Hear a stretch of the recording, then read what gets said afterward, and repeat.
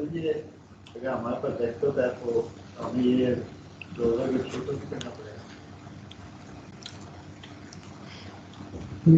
जब हमारे पास ऐप और डेस्कटॉप है तो ये ब्राउज़र के थ्रू तो नहीं करना पड़ेगा। बिस्मिल्लाहिर्रहमानिर्रहीम। तो आज की जो हमारी इस ट्रेनिंग का सेकंड पार्ट है वो है teacher training workshop on PEC policy guideline for online teaching learning and assessment.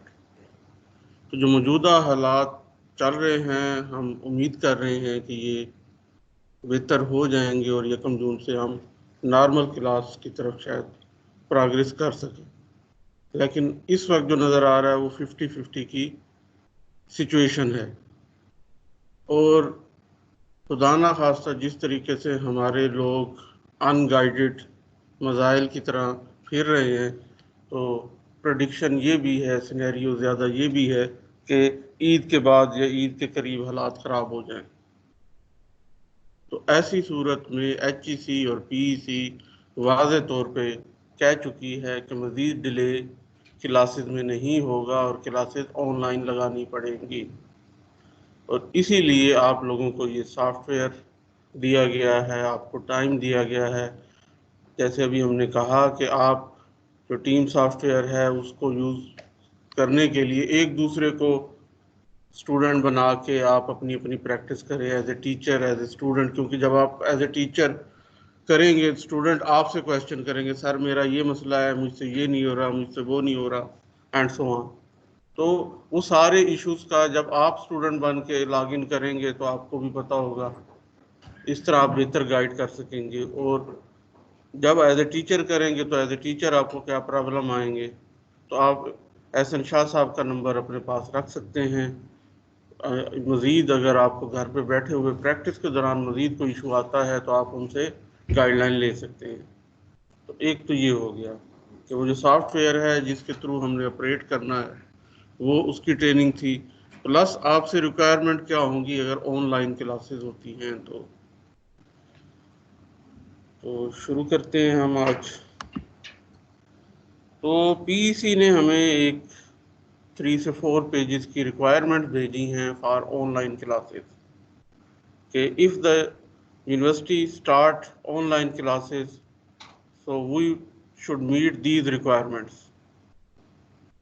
Number 1 है all programs are to ensure the attainment of the 12 PLOs as stipulated in accreditation manual 2014। तो हर programme चाहे वो engineering का है, चाहे वो technology का है, टेक्नोलॉजी काउंसिल भी पीईसी गाइडलाइन के करीब करीब ही काम करती है। तो उनका जो है हर प्रोग्राम के PLOs हैं 12। OBE सिस्टम में ये आप ऑलरेडी ट्रेनिंग ले चुके होंगे कि, और अगर कोई नहीं ले सका तो मैं थोड़ा सा मुख्तसरन बता देता हूँ कि किसी भी इंजीनियरिंग ग्रेजुएट में OBE सिस्टम कहता है कि 12 किस्म की करैक्टरिस्टिक्स पाई जानी चाहिए। ये 12 करैक्टरिस्टिक 12 PLOs के नाम से उन्होंने दी हैं, जिसमें उसका नॉलेज है, उसका टूल यूजेज है, उसके कम्युनिकेशन स्किल हैं, उसके एथिक्स हैं एंड सो ऑन।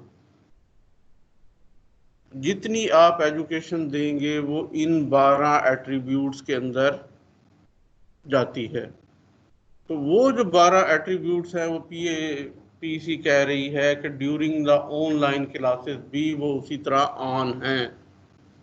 आपने उसी तरह मीडियम ऑफ इंस्ट्रक्शन या वे ऑफ टीचिंग थोड़ा सा चेंज हुआ है, लेकिन वो 12 PLOs ख़त्म नहीं हुए। उनको उसी तरह मेक श्योर करना है कि वो बच्चे उसके ऊपर प्रोग्रेस करें। तो वो जो 12 PLOs हैं वो पूरे प्रोग्राम के हैं। किसी भी प्रोग्राम के जो 4 साल में 8 सेमेस्टर में हमने कराना है तो वो उसके अंदर करने हैं। लेकिन उनको आगे जाके आपकी बोर्ड ऑफ स्टडी ने, आपके हेड ने और एक्सपर्ट ने मिल के हर कोर्सेज के अंदर कुछ ना कुछ उसका पार्ट दिया है। तो वो कोर्स लर्निंग आउटकम कहलाते हैं, CLOs। तो every course contribute toward these 12 PLOs। और हर कोर्स के 3, 2, 4 CLOs हो सकते हैं। वो ऑलरेडी जब आपके बोर्ड ऑफ स्टडी ने अप्रूव किए हुए हैं तो एज ए टीचर आपने उसको फॉलो करना होता है। लेकिन अब जो है पीसी कह रही है कि जो आपका ओबी बेस 12 PLOs और उसके अगेंस्ट आगे CLOs बने हुए हैं उनकी अश्योरिटी देना डिपार्टमेंट का और टीचर का काम है।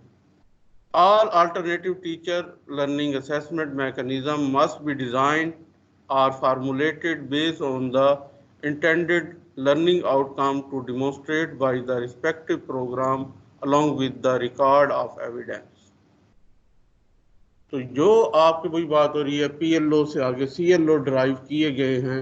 अब आप बेशक सामने स्टूडेंट को बैठ के नहीं कर रहे, टीच नहीं कर रहे, आप उससे तरह से असाइनमेंट नहीं ले पाएंगे। आगे चल के हम करेंगे कि उनको किस तरह की असाइनमेंट दी जा सकती है, किस तरह का एग्ज़ाम लिया जा सकता है ऑनलाइन। तो वो जो है उन सारे मेथड को सामने रखते हुए, चेंजिंग को सामने रखते हुए आपने CLO पे कंप्रोमाइज़ नहीं करना। आपने अपने वो जो 3 या 4 CLOs हैं उन तमाम को उस कोर्स के अंदर अचीव करना है।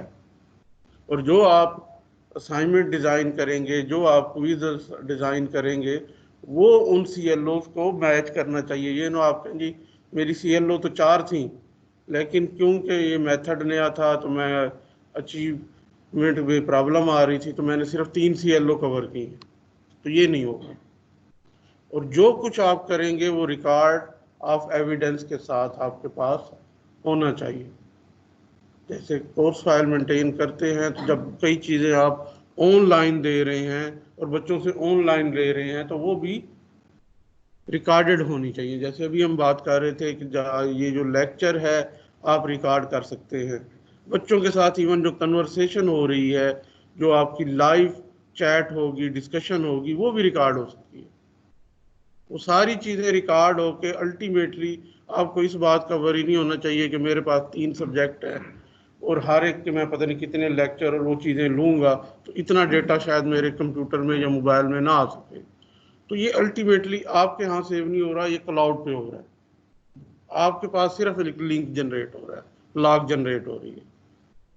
तो इसमें आपको परेशान मेमोरी के हिसाब से नहीं होना पड़ेगा, लेकिन रिकॉर्ड रखना ज़रूरी है। और जब भी अगला एक्रीडेशन विजिट आपके प्रोग्राम का आएगा तो वो रूटीन की चीज़ों से हट के ज़्यादा इसमें इंटरेस्ट लेंगे, देखेंगे कि आपने इस पीरियड में ऑनलाइन में क्या क्या किया, कैसे कैसे किया। इसलिए इसके लिए तैयार रहें। Scenario or case study types of question assignments, including open book exam through specially designed questionnaire by the concerned faculty instructor, could be used as an alternative assessment to ensure the desired taxonomy as per the set CLO PLO for the course offered during the pandemic. तो आपने जो assignment और question है वो PEC की recommendation भी यही है कि केस स्टडी बेस या सिनेरियो बेस या प्रॉब्लम बेस, उसके मुख्तलिफ नाम हैं, उसके आगे जाके हम पढ़ेंगे। मुख्तलिफ टाइप्स हैं, थोड़े थोड़े डिफरेंस के साथ मुख्तलिफ टाइप एस्टेब्लिश हैं, उनमें से कोई एक चीज़ ले सकते हैं। और एग्ज़ाम में ओपन बुक एग्ज़ाम जो है वो रिकमेंड किया जा रहा है ऑनलाइन, क्योंकि कोई दूसरा तरीका नहीं है। अगर आप नॉर्मल क्वेश्चन एग्ज़ाम में देंगे तो वो बच्चे के पास घर बैठे बहुत सारे वे हैं यूज़ करने के। अनफेयर मीन में तो आपको पता है हमारे बच्चे चैम्पियन हैं, तो इसलिए सर वो अलग से ग्रुप का कर लेंगे, मिलके सवाल कर लेंगे सारे। हाँ, बहुत सारे मेथड हैं। हाँ जी, इसलिए जो है वो एक ही सलूशन होता है पूरी दुनिया में। जहाँ भी ऑनलाइन सिस्टम है, डिस्टेंस लर्निंग है, वहाँ पे जो है ओपन बुक एग्ज़ाम ही होता है। वाइवा भी हो सकता है। हाँ, वाइवा हो सकता है। हाँ, लेकिन वाइवा फिर वही बात है कि आप प्रैक्टिकल में तो कर सकते हैं, थ्योरी में रिकमेंड नहीं किया जाता। हाँ जी, तो the overall teaching, learning and assessment method shall be appropriate to consistent with and support the attainment and achievement of the PLOs. For psychomotor domain, the concept of learning via e-lab or simulation based laboratory experiment may be considered only। तो PC खुद recommend कर रहा है कि इन हालात में आपकी जो लैब है वो ई लैब या सिमुलेशन बेस्ड लैब हो। हार्डवेयर बेस्ड यहाँ के तो बच्चे नहीं कर सकते, तो आप सिमुलेशन बेस्ड लैब दें। और अगर आपके पास वो लिमिटेड फैसिलिटी है या सब्जेक्ट के हिसाब से ज़्यादा एक्सपेरिमेंट नहीं डिज़ाइन हो सकते, तो आप उसमें सिमुलेशन टास्क दे सकते हैं मुख्तलिफ सिनेरियो के, ताकि जिससे बच्चे की जो लर्निंग है, कंसेप्ट है, वो आप और वो जो आपके लैब के CLOs हैं वो अचीव हो, कि आपने हर लैब के लिए भी कुछ CLOs रखे हुए हैं। कुछ लैब में जिसमें सिमुलेशन का वर्क नहीं हो सकता जी उस केस में क्या करें? हाँ जी, अभी वो उसका आ रहा है कि कुछ लैब फिर भी ऐसी होंगी कि जिसकी सिमुलेशन या ई लैब पॉसिबल नहीं है, तो उसका अगला पॉइंट पे पीसी खुद स्टेट कर रही है, however lab and experiment which can't be implemented online may be offered on campus after resumption of normal academic session in an accelerated teaching including final exam, ensuring attainment of the program and course learning outcomes।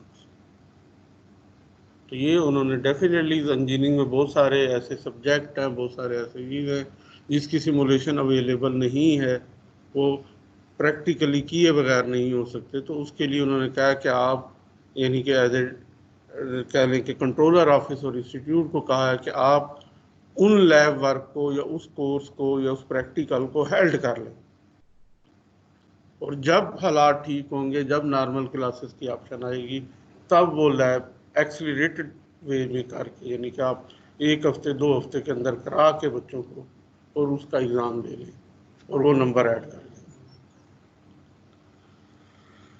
हाँ जी, आगे है final term exam of 40 to 50% weightage. 40 to 50% इसलिए कहा जा रहा है कि मुख्तलिफ यूनिवर्सिटियों में मुख्तलिफ वेटेज है, और पीईसी की रिकमेंडेशन भी ये है कि मिनिमम 40 और मैक्सिमम 50। तो इसके दौरान जो भी आपके यूनिवर्सिटी का एग्जामिनेशन सिस्टम है, जबकि हमारे यहाँ 50% है, तो वो आपने उसी तरह का एग्ज़ाम लेना है। और उनकी रिकमेंडेशन ये है कि to be conducted at normalisation of pandemic crisis. Online मैं वही कह रहा हूँ कि अभी जो उनकी इंस्ट्रक्शन आई है, क्योंकि ये आई है mid of April, end of April, तो उसमें उनका यही था कि हम जून तक नहीं तो चलो अगर जून में हम ऑनलाइन क्लासें भी ले लेंगे तो जुलाई में शायद हम रिज्यूम करने के काबिल हों। तो यानी कि उनकी जो विश है वो यही है कि नॉर्मल एग्ज़ाम हो।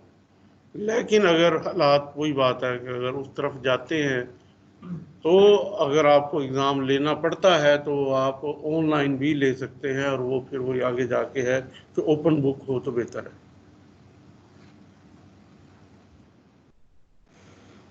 अब बात होगी क्लास साइज़ की, क्योंकि वर्क जो फिज़िकल क्लास होती है वो पीईसी 40 से ऊपर अलाउ नहीं करती। नॉर्मल क्लास साइज 40 प्लस, अगर 5-7 आपके कोई कोर्स रिपीट कर रहे हैं तो अप टू द 50 स्टूडेंट एक क्लास में बैठ सकते हैं। जबकि यहाँ पे वो एग्री कर रहे हैं और अलाउ कर रहे हैं online class size should not be greater than 100, यानी कि वो डबल सेक्शन को अलाउ कर रहे हैं कि एक टीचर है उसके पास 3 सेक्शन है, जैसे हमारे यहाँ इलेक्ट्रिकल में है, केमिकल में है, 3-3 सेक्शन है। तो अब वो टीचर ने एक ही सब्जेक्ट पढ़ाना है, तो अब अगर वो चाहे तो वो 2 सेक्शन को कंबाइन कर सकता है, क्योंकि जब क्लास साइज की बात होती है तो normally delivery of lecture, visibility और ये चीज़ें आती हैं। ऑनलाइन तो हर बच्चे ने वही लेक्चर अपनी स्क्रीन पे देखना है तो टीचर दे रहा है, तो अल्टीमेटली वो इश्यूज नहीं है। तो इसलिए उन्होंने मैक्सिमम 100 तक की अलाउ की है फॉर इंजीनियरिंग सब्जेक्ट, और for non engineering courses like mathematic है, फिजिक्स है, इंग्लिश है, तो 240 तक भी अलाउ कर दिया उन्होंने, ताकि यूनिवर्सिटी के रिसोर्सेज कम से कम यूटिलाइज हो। अटेंडेंस की बात होगी। Teacher are responsible to record log students participation and time spent on course platform. This में include offline listening to recorded lecture and timely addressing assignment etc। Assignment का काम तो ठीक है, ये वो ऑफलाइन डायरेक्ट सुन रहे हैं वो करता जाएगा उनको। सर अभी जैसे हमने बात की है कि आपके पास एक ऑप्शन है कि आप जो नॉर्मल चाहते हैं कि जो आपका ये टॉपिक है ये नॉर्मल फ्लो में मैं करूं और डिस्कशन बाद में हो, तो वो आप रिकॉर्ड करके रख देंगे, बच्चों को कहेंगे कि ये लेक्चर वहाँ उनमें अवेलेबल है, आप इसको सुन लें, फलां टाइम पे हम बैठ के इसके ऊपर डिस्कस करेंगे। वो ये पता ही चलेगा कि बच्चे सुन लिए। सर आप क्वेश्चन करेंगे ना, कैसे करें? मुख्तलिफ वे हैं, आप क्वेश्चन कर सकते हैं, आप उसी लेक्चर के दौरान जो है कहीं 5 मिनट बाद कहीं 7 मिनट बाद कोई एक आध छोटा टास्क दे सकते हैं। अब वो जो बच्चा सुनेगा वही करेगा और करके आपको देगा, मुख्तलिफ वे हैं। क्योंकि जब आप लेक्चर डिलीवर कर रहे होते हैं नॉर्मली 70-80% टीचर कहते हैं कि पहले मुझे लेक्चर डिलीवर कर लेने दो, फिर आपके जो भी पॉइंट है हम डिस्कस करेंगे। इसी तरीके से आप चाहते हैं कि फ्लो में पहले मैं एक चीज़ एक्सप्लेन कर लूँ तो वो रिकॉर्डेड लेक्चर, और बाद का ये होगा कि फर्ज करो आपकी 50 की तादाद है तो 4-5 लोग जो है वो अपने डिसकनेक्टिविटी की वजह से, इलेक्ट्रिसिटी फेलियर की वजह से, कुछ और वजह से वो अवेलेबल नहीं होंगे, तो उनको भी तो लेक्चर चाहिए। तो तो आपने यानी कि अगर इस तरीके से आप थोड़ी सी फ्लेक्सिबिलिटी है आपके पास कि आप लेक्चर रिकॉर्ड करके रख लें, डिस्कशन को ऑनलाइन रख लें, क्योंकि अल्टीमेटली जो है डेटा या एक वक्त में जो है इतने बच्चे अगर स्ट्रीमिंग करेंगे तो बाज़ औक़ात आपकी जो है नेटवर्किंग के इश्यूज भी आएंगे, आपकी बैंडविड्थ के भी इशू आएंगे। तो इसलिए जो है अपने उसकी बैंडविड्थ पे कम से कम जोर डालेंगे। अगर आपके 50 बच्चे आपके साथ स्ट्रीमिंग शुरू कर देंगे तो आपका जो नेट है बैठ जाएगा। तो ज़रूरतन आप उनको जो है ऑनलाइन लाएं, और ऑनलाइन लाते हुए भी टीम में अगर आप देखेंगे आप वीडियो ऑफ कर दें, अगर किसी की ज़रूरत है तो उसकी वीडियो ऑन करें, इसी तरह वॉइस ऑफ रखें, जब जिसकी बोलने की ज़रूरत है तो वो उसका माइक ऑन करें। इसीलिए वो आपके साथ हम कह रहे हैं कि एक अटेंडी रखें, एक आप CR या जो है उसको रखें कि वो ये आपके साथ हेल्प करें। कुछ स्टूडेंट्स हैं जिनके पास लैपटॉप अवेलेबल ही नहीं है, सर मोबाइल तो है ना, आज के दौर में मोबाइल किसके पास नहीं है। लेकिन कुछ ऐसे हैं जो मतलब बहुत ही बैकवर्ड एरिया में रहते हैं, इंटरनेट के सिग्नल प्रॉपर नहीं आते। सर अब उनका तो वही बात है ना, वो तो फिर रिकॉर्डेड लेक्चर ही के किसी तरीके से किसी दूसरे गांव में, अभी मेरे पिछले दिनों हमारे क्योंकि समर चल रहा है हमारा 80-90 बच्चों का, तो उसमें जो है हमारे 1-2 कबायली इलाके के बच्चे हैं वजीरिस्तान एजेंसी के, तो उन्होंने मुझे बताया कि जी हमने समर लेने के लिए जो है हम एक हमारे गांव में सिग्नल नहीं आते, तो साथ वाला गांव है जहाँ तकरीबन 7-8 किलोमीटर है, तो इन 2 पहाड़ियाँ क्रॉस करके 7-8 हमारे किलोमीटर नहीं, पहाड़ी इलाके के किलोमीटर में 7-8 किलोमीटर में 2 बड़े पहाड़ क्रॉस करने पड़ जाते हैं। तो वो करके हम इधर आए हुए हैं, लेकिन अब जो है एजेंसियों ने आके जो है ना वो थोड़ी सख्ती कर दी है कि यहाँ पे सिर्फ इसी गाँव वाले हैं, तो अब हम वापस जा रहे हैं, हम क्या करें, और हमें नहीं लग रहा कि आगे हम इसको कंटिन्यू ईद तक कर पाएंगे। तो वो जो है मैंने फिर उन्हें मशवरा दिया कि बेहतर है कि आप फिर समर विड्रा कर लें, तो समर ज़रूरी तो नहीं है, तो ऑप्शनल है, और अभी उनके 2 साल पड़े थे, तो मैंने कहा आप रेगुलर सेमेस्टर के साथ अपनी सप्ली है वो रिपीट कर सकते हैं। लेकिन अल्टीमेटली इस तरह के जब प्रॉब्लम आएंगे तो उसके लिए फिर बैकअप प्लान या अल्टरनेट प्लान सोचना पड़ेगा, जिसमें से एक तो यही है कि लेक्चर अवेलेबल हों, वो हफ्ते में एक दफ़ा जाया करें जहाँ पे नेट करीब तरीन अवेलेबल है, और वहाँ से सारे लेक्चर डाउनलोड करके ले आया करें। और थोड़ा बहुत कम्युनिकेशन, अब पाकिस्तान में ऐसा नहीं है कि कहीं, मैं ऐसे ऐसे इलाकों में गया हूँ पाकिस्तान के जो बिल्कुल बुरे तरीन नेटवर्किंग के हवाले से हैं, जहाँ पे इवन हमारी ये सिम काम करती ही नहीं। आप आज़ाद कश्मीर आगे वादी नीलम में चले जाएं, आप इधर स्कर्दू गिलगित वाली साइड पे आगे चले जाएं तो वहाँ पे भी आपको सिग्नल नहीं मिलते, लेकिन वहाँ पे भी वो स्पॉट्स होते हैं जहाँ पे उनके अपने वहाँ पे नेटवर्क्स हैं कम्युनिकेशन के, लेकिन वो थ्रू हमारे नेटवर्क चल जाते हैं। तो अल्टीमेटली उनके पास अवेलेबल होगा ऐसा सोर्स, करीब नहीं तो थोड़े दूर, जहाँ से जाके वो इकट्ठे वीडियो लेक्चर डाउनलोड कर रहे हैं और जो एक आध टाइम हफ्ते में बना लेंगे वो टीचर के साथ, जिसमें आके वो डिस्कशन भी कर लें। जब वो डाउनलोड करने आए हैं साथ साथ वो टीचर कोऑपरेट करे उनके साथ और उनको जो है वो अवेलेबिलिटी दे दे कि वो उनके साथ उस वक्त कॉल करके डिस्कस कर लें। तो ऐसे बच्चों के साथ हमें कोऑपरेशन करनी पड़ेगी। तो यहाँ पे बात ये हो रही है कि जितना भी स्टूडेंट का अटेंडेंस का रिकॉर्ड है ये मेंटेन करना टीचर की रिस्पॉन्सिबिलिटी है।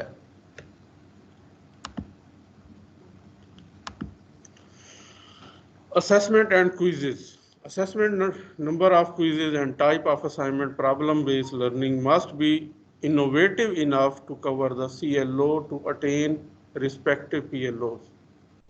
तो ये एक थोड़ा सा डिफिकल्ट टास्क हमारे लिए है कि हम पहले ही CLO PLOs में से बहुत सारे टीचर जो है वो निकल नहीं पा रहे असाइनमेंट क्विज बनाना, और फिर जब आपको ये बनाना होगा ऑनलाइन लर्निंग के लिए जिसमें case based study, problem based study होगी, तो वो केस बनाना, वो प्रॉब्लम क्रिएट करना जिसके अंदर बच्चे की लर्निंग भी हो और साथ साथ वो CLO भी अचीव हो। तो थोड़ी सी आपको इसके लिए भी नेट पे जाके बैठ के जो है वो एग्जांपल देखनी पड़ेंगी, प्रैक्टिस करनी पड़ेंगी, और आप ये भी ध्यान में रखें कि जो एग्जांपल आपको नेट पे मिल रही है वही एग्जांपल बच्चों को भी मिल रही है।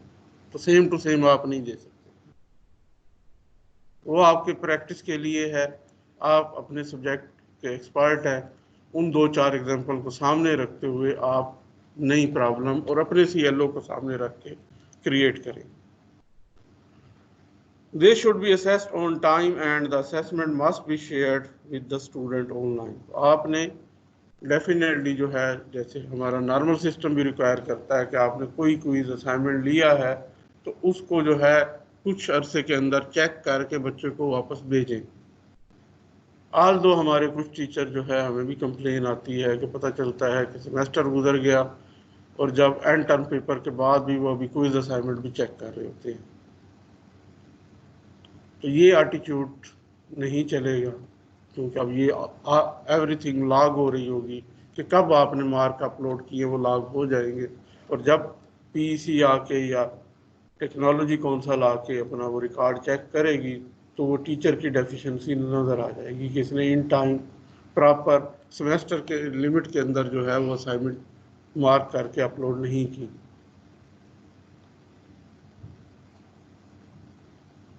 The result and evidence must be maintained by the teacher and department for the record.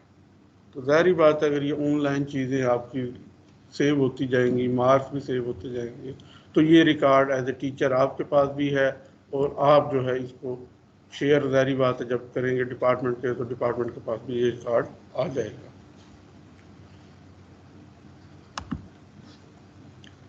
उसके बाद जो है फाइनल ईयर प्रोजेक्ट डिज़ाइन है। जितने भी इंजीनियरिंग प्रोग्राम हैं उनके लिए ख़ास तौर पे जो है एक इम्पोर्टेंट चीज़ होती है किसी भी इंजीनियर के लिए फाइनल ईयर प्रोजेक्ट डिज़ाइन।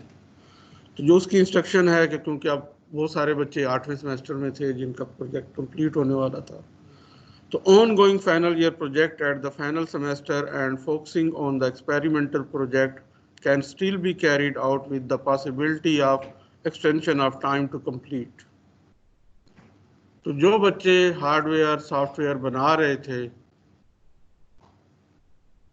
तो उनको अगर डिपार्टमेंट समझता है कि मज़ीद कुछ टाइम देना चाहिए क्योंकि वो अपना टास्क इस लॉकडाउन की वजह से कंप्लीट नहीं कर पाए, तो वो एक्सटेंशन दे सकता है।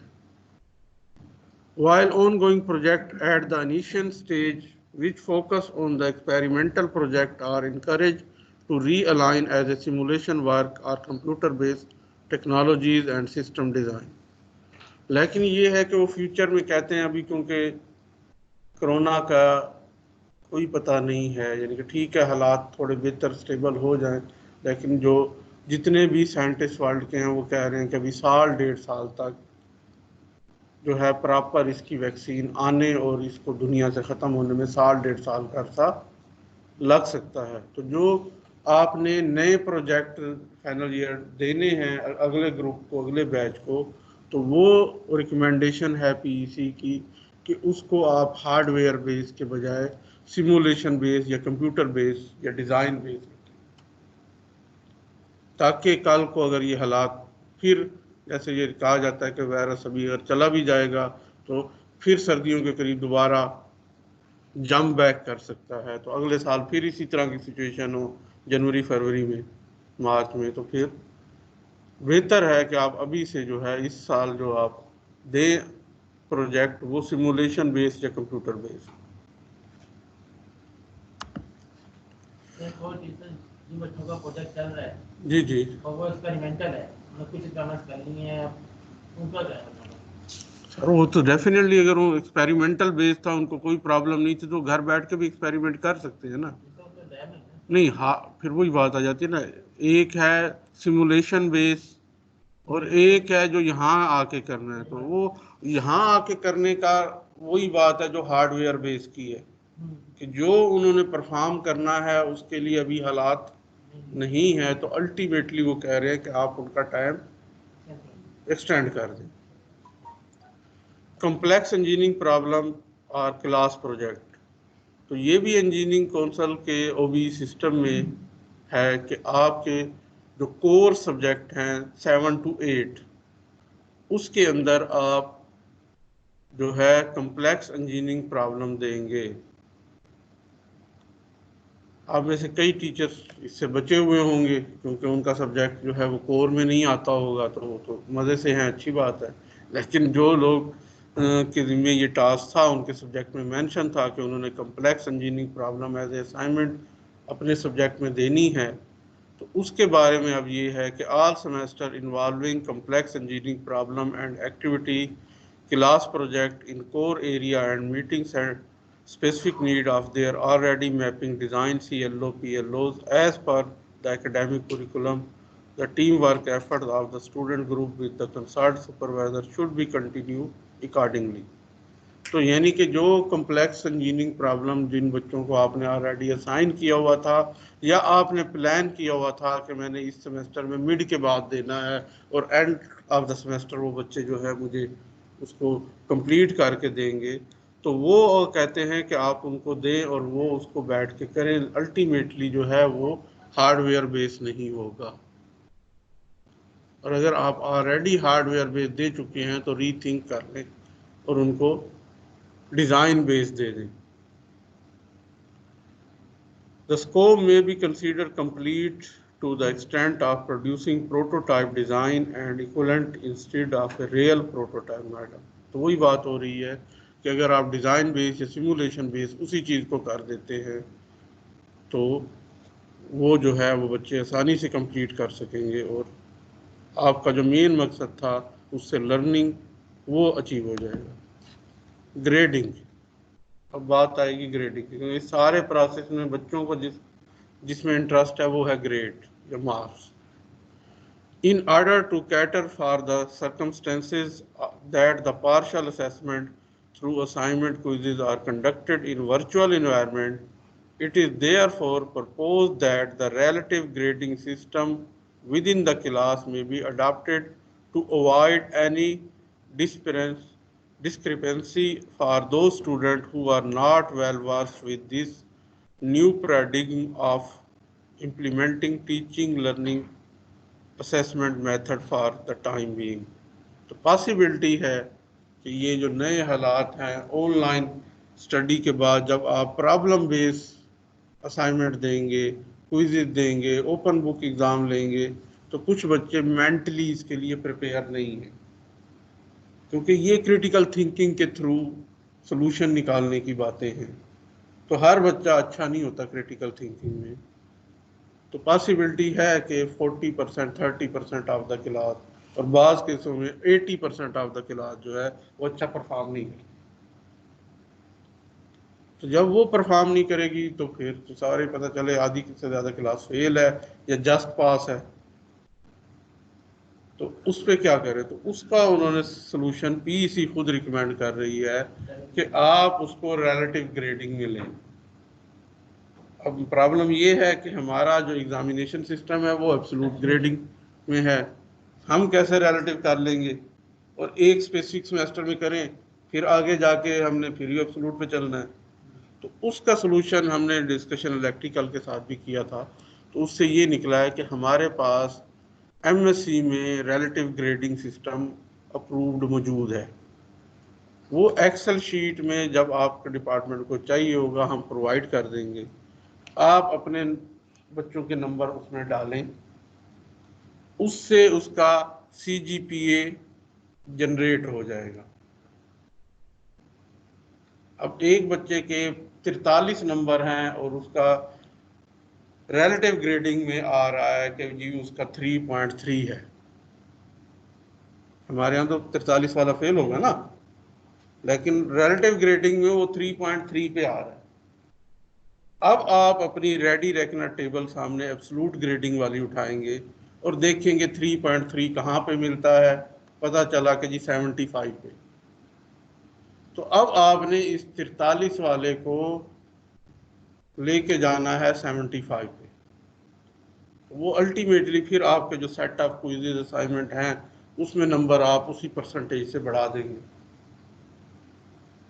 तो आप सेशनल के नंबर, फाइनल के नंबर, वो इस तरीके से आप करके कर देंगे। एक तरीका ये था कि एंड पे जाके सारा कुछ करें, और दूसरा तरीका जो डिस्कशन में डिफिकल्टी से लगा वो ये था कि आज मैंने 10 नंबर का क्विज लिया है, उसमें जो क्लास की परफॉर्मेंस है उसी को उठा के मैं रिलेटिव ग्रेडिंग में डाल दूं और उसको मैं मैप कर लूँ, तो वो ज़्यादा इजी हो जाएगा। बाद में भी हमने हर एक क्विज में ही नंबर बढ़ाने हैं ना, तो अभी से हम उसको रिलेटिव करना शुरू कर दें, तो उससे ये फायदा होगा कि एंड पे जाके करेक्शन में सोचना नहीं पड़ेगा 43 को 75 कैसे करूं, वो हर असाइनमेंट खुद ब खुद ठीक होती जाएगी। आप 10 नंबर वाले को भी उसमें डालेंगे तो 10 नंबर के हिसाब से रिलेटिव ग्रेडिंग ग्रेड बना के दे देगा आपको, तो आप उसको जो है मैप करते जाएंगे। अच्छा जी, इसको मैंने 10 में से इसने 3 लिए हैं, लेकिन जो रिलेटिव ग्रेडिंग है वो इंडिकेट कर रही है कि जी इसका 3.3 है, इसका मतलब है 7.5 नंबर होने चाहिए थे, तो 3 वाले को मैं 7.5 करूंगा, 2 वाले को मैं हो सकता है 5 करूं। तो वो उस तरह अगर मैं हर क्विज असाइनमेंट को उसी वक्त ठीक करता जाऊंगा तो एंड पे जाके मुझे प्रॉब्लम कम होगी। लेकिन पीसी ये रिकमेंड कर रही है कि इस नई सिचुएशन के लिए हो सकता है कि क्लासेस या बच्चे मेंटली उस तरह प्रिपेयर ना हो, तो आप ग्रेडिंग को रिलेटिव ग्रेडिंग के अंदर रख के देखें। प्रैक्टिकल लैब की हम बात ऑलरेडी कर चुके हैं कि ई लैब होनी चाहिए। उसके बाद एक्सेसिबिलिटी की बात है कि यहाँ पे इंटरनेट कैसा होना चाहिए और ये वो, चीज़ें मेरे ख्याल में कोई इतना इम्पोर्टेंट नहीं है। अब हम आते हैं अपने इस प्रेजेंटेशन के सेकंड पार्ट की तरफ, जिसको हमने शुरू में भी बात की कि now A days the focus is on the student who must develop beyond the basic technical knowledge of their area of expertise other skill and competencies as teamwork, leadership, communication, initiative, adaptability, effectiveness, professionalism, management capacity, cognitive skills। तो आज के दौर में being a teacher आप में से majority जो है वो यंग बैठे हैं जिन्होंने आगे 20 से 25 साल सर्व करना है। तो जो वर्ल्ड की रिक्वायरमेंट है वो चेंज हो रही है। अब सिर्फ नॉलेज नहीं चाहिए बच्चों से, और इसीलिए टीचर से भी सिर्फ आके लेक्चर आंखें बंद करके देना नहीं चाहिए हमें। Teacher is a coach, American कहते हैं टीचर इज ए कोच, और मैं कहता हूँ टीचर है पीरो मुर्शिद। उसने बच्चों को गाइड करना है, ना सिर्फ तालीम में बल्कि उनके बाकी मसाइल में भी। उनके एटीट्यूड को भी ठीक करना है, उनके हैंड ऑन स्किल को भी ठीक करना है, उनके अंदर उनकी हैबिट प्रोफेशनलिज्म लाना है, ईमानदारी लानी है। अब टीचर खुद ही अगर 10 मिनट लेट आएगा, बच्चों को कहेगा चल सी यार तू हाज़िरी लगा देना, ये मेरे स्लाइड हैं, चलो तुम पढ़ लो, तो बच्चे क्या सीख रहे हैं उस टीचर से? एक तो बच्चों के दिल के अंदर आपकी इज्जत कभी नहीं बैठेगी, और दूसरी चीज जो है वो आपसे बच्चे सीखेंगे डांग टपाओ काम कैसे किया जाता है। आपके सामने वो तारीफों के पुल भी बांधेंगे, दूसरे टीचरों की बुराई करके कहेंगे सबसे बेस्ट टीचर भी आप हैं। लेकिन जब जो है वो इस सेमेस्टर से ख़त्म होंगे और आगे उन्हें पता है कि आपने नहीं पढ़ाना, तो वो फिर सबको जाके आपके किस्से भी सुनाएंगे। तो हर एक बंदे की इज्जत आप अपने हाथ में है। अगर आप मेहनत से दयानतदारी से पढ़ाएंगे तब ही आप इज्जत कमा पाएंगे। और इस शोबे में सबसे बड़ जो मेन कमाई है हमारी, वो हमारी इज्जत है, रिप्यूट है। टीचिंग में कोई अच्छी पेमेंट उस तरह नहीं होती, अल्लाह का शुक्र है कि आप काफ़ी बेहतर हैं, लेकिन वो नहीं होती। टीचर जो बनने के लिए आता है वो पैसा कमाने नहीं आता, वो इज्जत कमाने आता है। और इज्जत आप अपनी मेहनत और अपने हार्ड वर्क के थ्रू और अपने अच्छे एटीट्यूड के थ्रू आप कमा सकते हैं। लेकिन यहाँ पे जैसे हम कह रहे हैं कि requirement of the employer change हो रही है, और उन हालात में हमें अपने बच्चों के अंदर वो स्किल, ये सारे स्किल डेवलप करने हैं। और डेवलप कौन करेगा? वो खुद नहीं करेंगे, आपने करने हैं। तो उसके लिए जो है कुरिकुलम डिज़ाइन किया जाता है, उसमें CLOs डिफाइन किए गए हैं। आप देखें जो साइकोमोटर के हैं, अफेक्टिव डोमेन के CLOs डाले गए हैं। क्यों डाले गए हैं? ताकि बच्चों का attitude, behaviour during the lab work, during the theory work आप ऑब्जर्व करें और उनको उस पर नंबर भी दें। तो बच्चे क्योंकि मोटिवेट होते हैं ग्रेड से, नंबर से, जब उन्हें पता होगा कि ड्यूरिंग द लैब मेरा एटीट्यूड देखा जाएगा, मेरा बिहेवियर देखा जाएगा, मैंने टास्क टाइम पे कंप्लीट किया है कि नहीं किया देखा जाएगा, तो अल्टीमेटली बच्चा उसको, लेकिन उसके लिए ज़रूरी है कि टीचर उसको ट्रू स्पिरिट में इम्प्लीमेंट करे। ये नहीं अपनी मर्जी से नंबर दे। फेयर हो के जब वो उनके ऑब्जर्व करके नंबर लगाएगा तो बच्चे खुद ब खुद ठीक होना शुरू हो जाएंगे। और ये रिक्वायरमेंट ऑफ द टाइम है। तो आज से 2 साल पहले मैं एक इनकी NTC वालों की, नेशनल टेक्नोलॉजी काउंसिल वालों की एक 2 डे वर्कशॉप थी लाहौर में, तो मैंने अटेंड की थी। तो वहाँ पे उन्होंने डेटा शेयर किया था कि वर्ल्ड की 20 टॉप मल्टीनेशनल कंपनीज से के HR से उन्होंने एक सर्वे किया कि आप लोग जो है हायरिंग के लिए किन पैरामीटर्स को देखते हैं इंजीनियरिंग एंड टेक्नोलॉजी में, कि किसी अच्छे टेक्नीशियन या इंजीनियर को हायर करते हुए आप उसके अंदर क्या चीज़ देख रहे होते हैं। उन्होंने कोई 20 के करीब पैरामीटर बनाए और उसके ऊपर सर्वे किया कि आप फर्स्ट प्रायोरिटी किसको देते हैं, सेकंड प्रायोरिटी किसको देते हैं, सो ऑन। तो उस सारे सर्वे का जो रिजल्ट था वो ये था कि जो ग्रेडिंग ऑफ द स्टूडेंट है, जो CGP है, जिसके लिए बच्चे सारा साल मेहनत करते हैं, भागते हैं पूरे 4 साल में, उसका 16वां नंबर था आउट ऑफ 20। प्रायोरिटी के हिसाब से वो 16वें नंबर पे है, जिसको हम मानते हैं कि यार ग्रेड ही सब कुछ है। अच्छा जी, तो फिर आप फर्स्ट प्रायोरिटी किसको देते हैं? तो टॉप 3 में जो 3 चीज़ें उन्होंने कही थी उसमें था ऑनेस्टी, हार्ड वर्किंग और टीम वर्क। कि हम हायरिंग के टाइम देखते हैं कि ये क्या अच्छा टीम वर्कर बनेगा, ये ऑनेस्टली स्पीक करता है कि नहीं करता। वो ऐसे जर्नल से क्वेश्चन HR के लोग इंटरव्यू के टाइम पूछते हैं, और हम अपने आप को ज़्यादा अच्छा साबित करने के लिए छोटे छोटे झूठ बोल रहे होते हैं। तो वहीं से नज़र आ जाता है, वो बेवकूफ़ नहीं बैठे होते, वो देख लेते हैं कि ये झूठ बोल सकता है, तो वो फारिग। तो बच्चों के अंदर ये चीज़ लानी है कि वो हमेशा सच बताएं, टीचर से डरे नहीं। इसी तरह उनको गाइड करें कि कल को आप मार्केट में जाओगे, किसी अच्छी कंपनी में जाओगे, तो इन चीज़ों का ख्याल रखें। ये जो आप बच्चों को गाइड करेंगे, ये सारी ज़िंदगी अगर आप तो 30 साल बाद भी मिलेगा तो आपके पाँव को हाथ लगाएगा बच्चा, अगर आपने ये चीज़ें डिलीवर की हैं। तो रिक्वायरमेंट ऑफ द टाइम जो है वो चेंज हो रही है और इसी तरह एजुकेशन सिस्टम चेंज हो रहा है और उसी हिसाब से टीचर ने अपने आप को चेंज करना है और अपने जो स्टूडेंट हैं उनको गाइड करना है।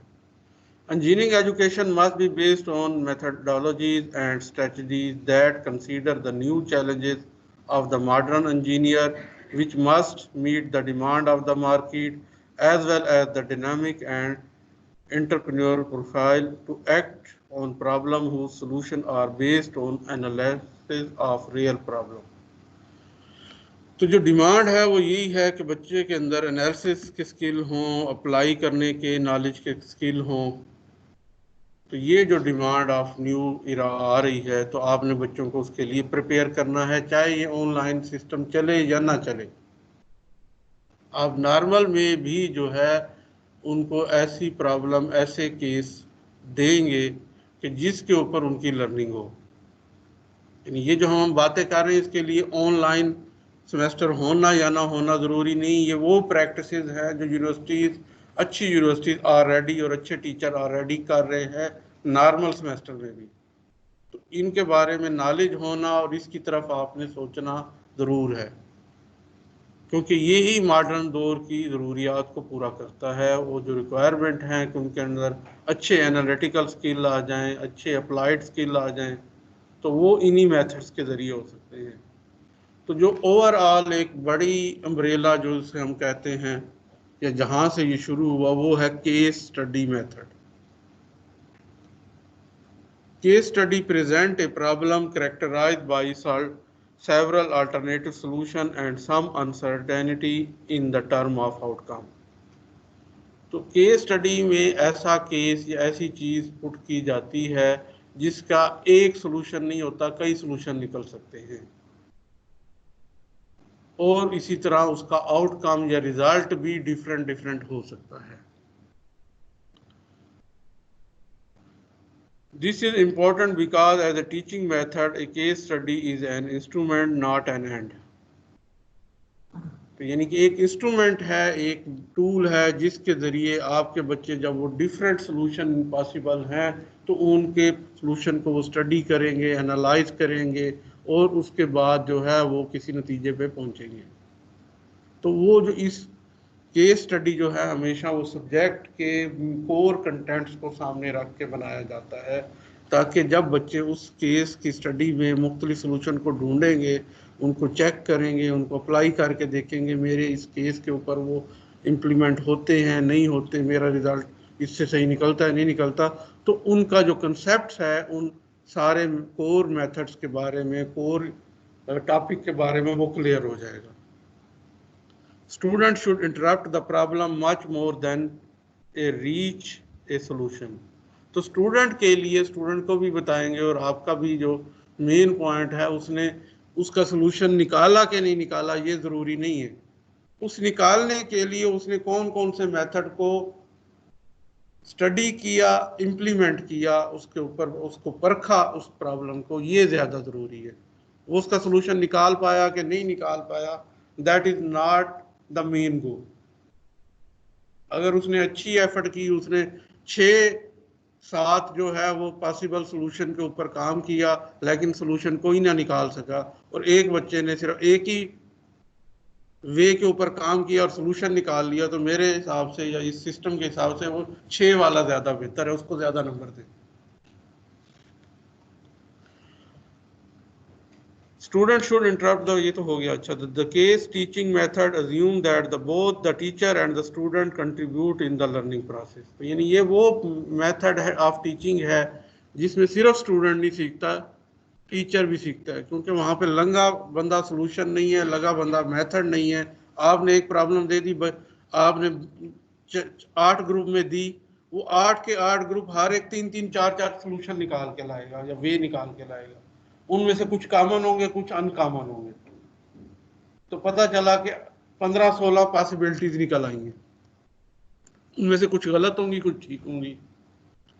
तो जब आप उनको साथ बैठ के एनालाइज करोगे, चेक करोगे बच्चों को, तो आपका नॉलेज भी बहुत ग्रो होगा, आपके कंसेप्ट भी एक हाई लेवल पे चले जाएंगे। Although the professor is more familiar with the material of the case than the student, his knowledge is not regarded as the final. जरूरी नहीं कि जो कंसेप्ट आपका हो वही ठीक हो सकता है बच्चे उससे बेहतर सलूशन ले आए या कोई नई इंफॉर्मेशन ले आए जो आप भी नहीं जानते हो।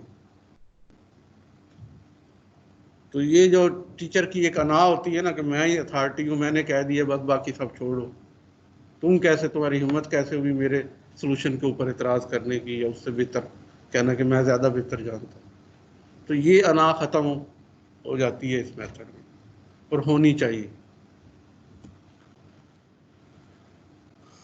Some procedure and practices in engineering education are described as a reference for the pedagogical design used in engineering program over the last few decades। तो ये कोई आज की बात नहीं है, ये केस बेस्ड स्टडी जो है ये पिछले 50 साल से वर्ल्ड लीडिंग यूनिवर्सिटीज़ में प्रैक्टिसेस हो रही है और इन 50 साल में मुख्तलिफ एवेलुएशन के बाद जो है इन केस बेस्ड स्टडी की मुख्तलिफ कैटेगरीज 7-8 बनाई गई हैं, थोड़ी थोड़े डिफरेंस ऑफ स्ट्रेटजी के साथ कि आप किस तरह का किस टाइप का बिहेवियर उस प्रॉब्लम में रखना चाह रहे हैं, क्या देना चाह रहे हैं, क्या नहीं देना चाह रहे हैं, किस वे से करना चाह रहे हैं, उसको बड़े बड़े ग्रुप में तकसीम किया गया है इस केस बेस्ड स्टडी को।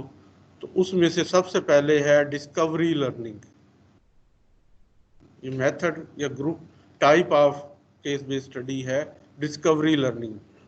It is an innovative teaching methodology whose principle focuses on encouraging the student to seek the answer and the path related to the problem previously supplied। तो एक प्रॉब्लम आप दे देते हैं, स्टूडेंट को encourage किया जाता है कि वो जाके सर्च करें, इंटरनेट पे जाएं, बुक को स्टडी करें और उसके बाद उसका जो है पॉसिबल मेथड ऑफ सॉल्यूशन और उसका जो एंड रिजल्ट है वो लेके आए। तो ये कहलाता है डिस्कवरी लर्निंग। इसके बाद है inquiry learning, constructive methodology of active learning where curiosity is the driving engine of the learning. तो इसमें जो है वो बच्चे को सर्च करना पड़ता है क्वेश्चन को, आगे जो है ना हर अगले स्टेप पे वो उसके लिए एक हैरान कुन सिचुएशन होती है, एक नई सिचुएशन होती है और उसको फिर उससे आगे जाते हुए उसका इंटरेस्ट बनता जाता है। इसको जो है वो 4 लेवल, यानी कि इसको मजीद कैटेगराइज कह लें या लेवल कह लें या टाइप कह लें, किया गया है कि इंक्वायरी लर्निंग को आगे 4 ग्रुप में। तो एक है confirmation inquiry, indicated to reaffirm previously discussed contents to simulate the student to learn how to search for a new data and how to do research। तो इसमें सिर्फ आप जो है बच्चे को आपने जो क्लास में लेक्चर दिया है, टॉपिक पढ़ाया है, अब आप उससे आगे कह देते हो कि यार ये चीज़ें आज तक हमने पढ़ी हैं, ये टेक्स्ट बुक में है, अब आप जाके ज़रा नेट पे और जर्नल नेट पे मुख्तलिफ जर्नल में रिसर्च पेपर में चेक करो कि लेटेस्ट डेवलपमेंट क्या है। तो ये कहलाएगी कंफर्मेशन इंक्वायरी कि जो हमने टॉपिक पढ़ा है वो किस हद तक ठीक है और कितनी इसमें जो न्यू रिसर्च न्यू डेवलप हुई है वो इसको कितना कंफर्म कर रही है। दूसरी है structured inquiry, structure question and procedure are still provided, however the answer is not known, the student must generate the hypothesis informed by the research conducted. तो कुछ ऐसे ओपन टॉपिक इस वक्त भी हर एरिया में हैं जिसके ऊपर रिसर्च चल रही है, जिसका कोई ऑथेंटिक आंसर नहीं है, पॉसिबिलिटीज हैं। जैसे आजकल हम कहें कोरोना है, तो कोरोना का इलाज क्या है उसकी पॉसिबिलिटीज के ऊपर डिस्कशन हो रही है, लेकिन ऑथेंटिक बात कोई नहीं। तो ये इस तरीके का जो है वो स्ट्रक्चर क्वेश्चन हमें स्ट्रक्चर्ड है कि कोरोना कैसे बन रहा है, कैसे जा रहा है, इसको कंट्रोल कैसे करना है, मारना कैसे है।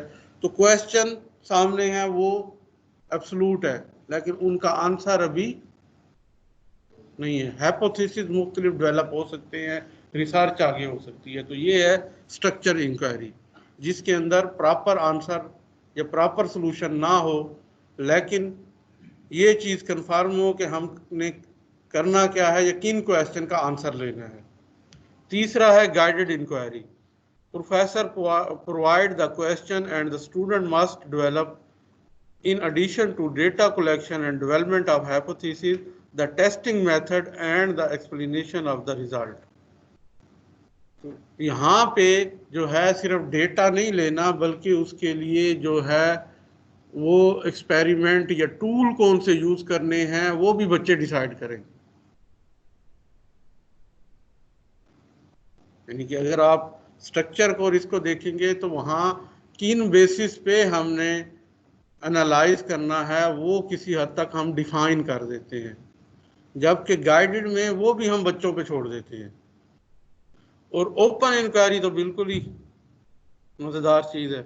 Student must act as a researcher developing question भी खुद ही बनाएं।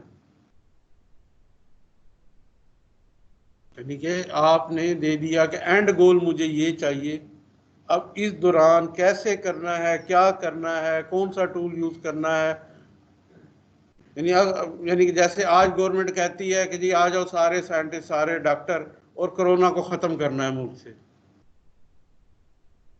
गोल बता दिया, अब कैसे करना है, क्या करना है, उसके लिए कौन से टेस्ट होंगे डिटेक्शन के लिए, उसके मारने के लिए कौन सी वैक्सीन होगी, और मरीजों के लिए कौन सा वेंटिलेटर होगा, ये गवर्नमेंट ने नहीं कहा, आप अपनी मर्जी से करो। तो ये है ओपन इंक्वायरी। अगला है case based learning. Use of complex problem based on fact and written in such a way as to stimulate the student to classroom discussion and collaborative analysis. Case-based learning is an active teaching methodology which explores realistic and specific situations where the student may reach different conclusions. तो एक practical situation या problem या एक case आप दे देते हैं। Case ज़्यादातर कहा जाता है, ये मैनेजमेंट वाले जो करते हैं, तो वो किसी कंपनी का किसी उसका दे देते हैं।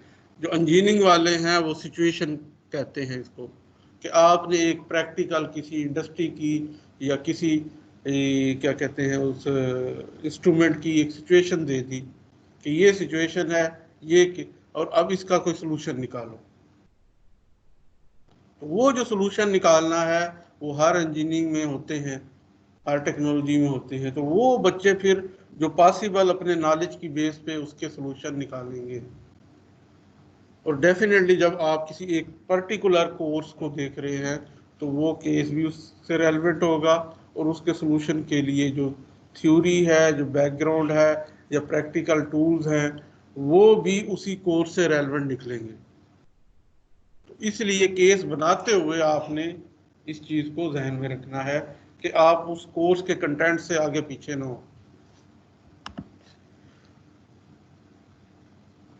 Collaborative learning, active teaching methodology where the students are arranged in a group to work on the same problem. यानी कि आपने क्लास में 8 ग्रुप बना दिए और सबको प्रॉब्लम एक ही दे दी, लेकिन हर एक ने अपनी सर्च करके छापा नहीं मारना, अपने अपने सोल्यूशन लेके आने, क्योंकि पॉसिबल सोल्यूशन डिफरेंट है, इसलिए हर ग्रुप ने लेके आना है। Despite the difference between the student may seem an obstacle, it is precisely the enriching factor, since the clash of perception will enrich the contents of the group conversation. जब वो बच्चे जाके क्लास में teacher से हट के भी हर group अपने अपना एक उसने हाइपोथेसिस डेवलप किया है, तो वो आपस में डिस्कस करेंगे। वो कहेगा मैं ठीक हूँ, वो कहेगा मैं ठीक हूँ, वो अपने लिए आर्गूमेंट देगा, वो अपने लिए आर्गूमेंट देगा। तो इस आर्गूमेंट से जो है वो बच्चे जो है वो लर्न करेंगे, और उससे जो है उनके कंसेप्ट बेहतर होंगे, और पॉसिबिलिटीज जो कि हमेशा रियल लाइफ में बहुत सारी होती हैं वो उनको समझ में आएगा कि सिर्फ हर चीज़ का एक सोल्यूशन नहीं होता, पॉसिबल सोल्यूशन मुख्तलिफ हो सकते हैं, यू हैव टू ऑप्ट। तो इस जो परसेप्शन डिफरेंस है, इससे जो डिस्कशन होगी क्लास के, उससे अल्टीमेटली जो है वो कई राहें खुलेंगी और बच्चों के कंसेप्ट क्लियर होंगे। उसके बाद है cooperative learning. It is similar to collaborative learning, the difference is only the distribution of student role. जो पिछला तरीका था उसमें आपने 4 का ग्रुप, 3 का ग्रुप, 5 का ग्रुप बनाया और सबको कहा कि जी आपने ये करके आना है, लेकिन किसी बंदे का कोई रोल डिफाइन नहीं है। और हमेशा एज ए टीचर आपने भी देखा होगा, स्टूडेंट भी रहे हैं, आप टीचर भी रहे हैं, तो जब हम कोई ग्रुप टास्क देते हैं तो जो लीडर ऑफ द ग्रुप है वो बेचारा अकेला काम कर रहा होता है और बाकी सारे जो है वो अयाशी करते हैं, बस ये खड़ा है, ये खुद ही बताएगा। जो कोऑपरेटिव लर्निंग है वो कहती है कि विद इन द ग्रुप हर बंदे का टास्क डिफाइन कर दे, ताकि हर बंदा उस टास्क को, जो ओवरऑल बड़े गोल को अचीव करने के लिए अपनी अपनी कंट्रीब्यूशन दे। अब फाइनल ईयर प्रोजेक्ट मैं भी सुपरवाइज करता हूँ, तो मैं क्या करता हूँ कि बच्चों को रोल डिफाइन कर देता हूँ। ये मैंने पिछले 2-3 साल से प्रैक्टिस की है, पहले इतनी नहीं थी। अब मैंने देखा, इस नतीजे पे पहुंचा हूँ कि हर बच्चे को उसकी सलाहियत के मुताबिक रोल दे दें। एक बच्चा रिपोर्ट राइटिंग में अच्छा है, अब 4 बच्चों ने क्या है, हार्डवेयर भी बनाना है, सिमुलेशन भी करनी है, रिपोर्ट भी लिखनी है। तो मैं क्या करता हूँ, जो बच्चा रिपोर्ट राइटिंग में अच्छा है, थीसिस उसके जिम्मे है। जो बच्चा जो है सॉफ्टवेयर स्किल में अच्छा है, प्रोग्रामिंग में अच्छा है, प्रोग्रामिंग और सिमुलेशन उसके जिम्मे है। जो बच्चा का नॉलेज अच्छा है तो वो डिज़ाइन में, सर्किट डिज़ाइन हमारे यहाँ इलेक्ट्रिकल में होता है, तो वो उसको देखेगा। और जो एक बच्चा जिसका सबसे निकम्मा होता है हार्डवेयर, उसके जिम्मे होता है। दूसरे हेल्प एक दूसरे की कर रहे होते हैं, लेकिन हर एक का रोल डिफाइन कर देते हैं कि तेरे जिम्मे ये काम है, तेरे जिम्मे ये है, तेरे जिम्मे। और एज ए सुपरवाइजर मैं मॉनिटर कर रहा हूँ, और जो बंदा सही काम नहीं कर रहा उसे ज़रा डांट रहे हैं, तो अल्टीमेटली काम हो जाता है। और हर बंदे का अपना अपना रोल है, और इससे टीम वर्क में अपने रोल को किस तरह करना है वो समझ में आता है। तो यही चीज़ जाके कल को इंडस्ट्री में बच्चों ने सीखनी है। तो कोऑपरेटिव लर्निंग एक अच्छा मेथड है जिसमें आप रोल डिफाइन कर देंगे तो हर बच्चा पार्टिसिपेट करेगा, अदरवाइज सिर्फ ग्रुप लीडर ही बेचारा ख्वार होता रहेगा। प्रोजेक्ट बेस्ड लर्निंग ये काफ़ी हद तक हमारे यहाँ राइज है, तकरीबन हर इंजीनियरिंग में, कि हम सेमेस्टर प्रोजेक्ट दे देते हैं, फिर फाइनल ईयर प्रोजेक्ट दे देते हैं, तो जिससे जो है बच्चे अपना उसी थ्योरेटिकल नॉलेज को प्रैक्टिकल इम्प्लीमेंट करते हुए कई चीज़ें सीखते हैं। इसको मेरे ख्याल में ज़्यादा एक्सप्लेन करने की ज़रूरत नहीं है। उसके बाद आता है problem based learning. Teaching methodology in which the student learn about the particular subject based on solving complex, multidimensional and realistic problem। तो अभी हमने अगर याद हो तो पीसी ने भी कहा था कि कुछ कम्प्लेक्स प्रॉब्लम होनी चाहिए, जबकि दुनिया में जो है यहाँ पे हम क्या करते हैं, हम थ्योरी लेक्चर अपनी जगह पढ़ा रहे हैं और कम्प्लेक्स प्रॉब्लम एक एडिशनल असाइनमेंट के तौर पे हमने दे दी है। तो वो एक वे है, लेकिन वो इतना अच्छा वे नहीं है।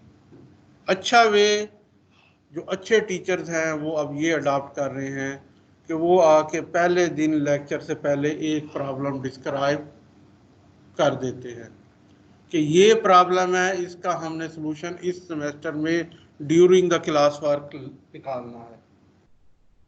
और वो इतनी अच्छे तरीके से डिज़ाइन प्रॉब्लम होती है कि वो आपके कोर्स के 80-90% कंटेंट्स को कवर कर रही होती है। तो जैसे जैसे आप वो कोर्स का वो चीज़ पढ़ते जाते हैं, उसका एक एक स्टेप सॉल्व होता जाता है उस प्रॉब्लम का।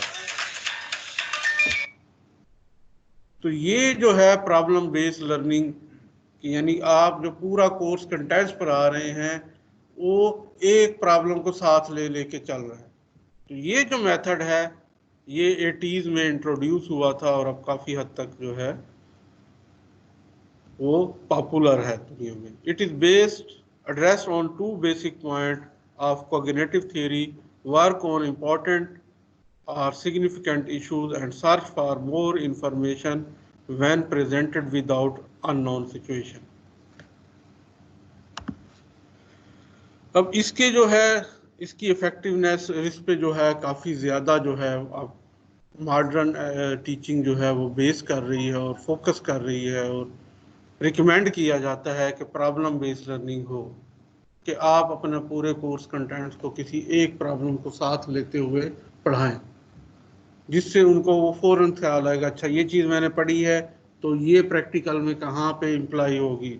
वो 10 जगह अप्लाई हो सकती है, लेकिन एक प्रॉब्लम जो साथ साथ चल रही है उसका सोल्यूशन का एक एक स्टेप इस तरह होता जा रहा है।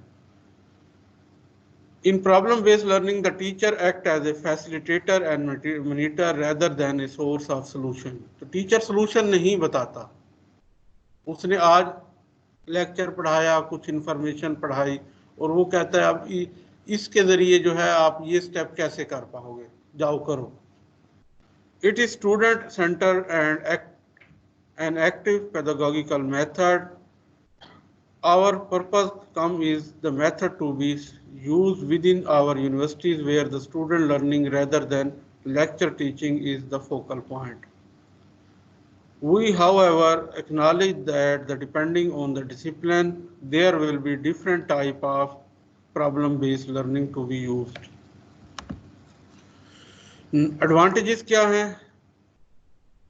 Presents an opportunity for students to try out what they know, discover what they need to learn, develop the skill for achieving higher performance, improve communication skill, state and defend position with achieve and sound argument, become more flexible in processing information and meeting the obligation, practice skill that one will need after education. वही बात है, जो 12 PLOs है वो basically वो attributes है, और 12 PLOs जो हम किसी कोर्स में पढ़ा रहे हैं, इंजीनियरिंग प्रोग्राम में पढ़ा रहे हैं, उसके बाद PEOs हैं, हेड्स बैठे हैं, उन्होंने पता नहीं फैकल्टी को कितना एक्सप्लेन किया है कि हर प्रोग्राम जो है उसका एक विजन एंड मिशन होता है, उसके बाद उसके ये 12 PLOs हैं, और उसके बाद PEOs है, प्रोग्राम एजुकेशनल ऑब्जेक्टिव। वो है कि जब आपका बच्चा ग्रेजुएट होने के बाद part of the society, part of the industry बन जाएगा, तब उसके अंदर क्या चीजें होंगी। ये वही बात जैसे मैंने कहा कि इंडस्ट्री या एम्प्लॉयर जो उसको हायर करना चाहते हैं, वो उसके अंदर क्या स्किल चाहते हैं, क्या कैरेक्टरिस्टिक चाहते हैं, ऑनेस्टी चाहते हैं, हार्ड वर्किंग चाहते हैं, डेफिनेटली। लेकिन अगर वो इंजीनियर हायर कर रहे हैं तो डेफिनेटली वो एनालिटिकल स्किल चाहेंगे, वो डिज़ाइन की अंडरस्टैंडिंग चाहेंगे, है ना।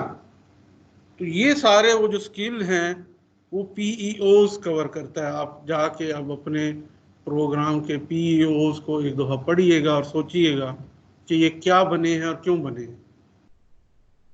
तो वो उस रिक्वायरमेंट को इंडिकेट कर रहे होते हैं जो कि जब वो बंदा पार्ट ऑफ द इंडस्ट्री बन जाएगा तो उसके अंदर होने चाहिए।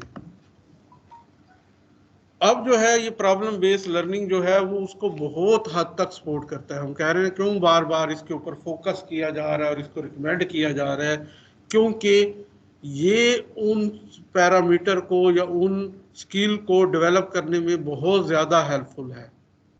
तो अब जब ये चीज़ हेल्पफुल है, हमने इसको करना है, तो उसके लिए फिर है कि हमें जो प्रॉब्लम जनरेट करनी है प्रॉब्लम बेस्ड लर्निंग के लिए, उसके कुछ पैरामीटर्स, कुछ टिप्स कह लें जो यहाँ पे दी जा रही हैं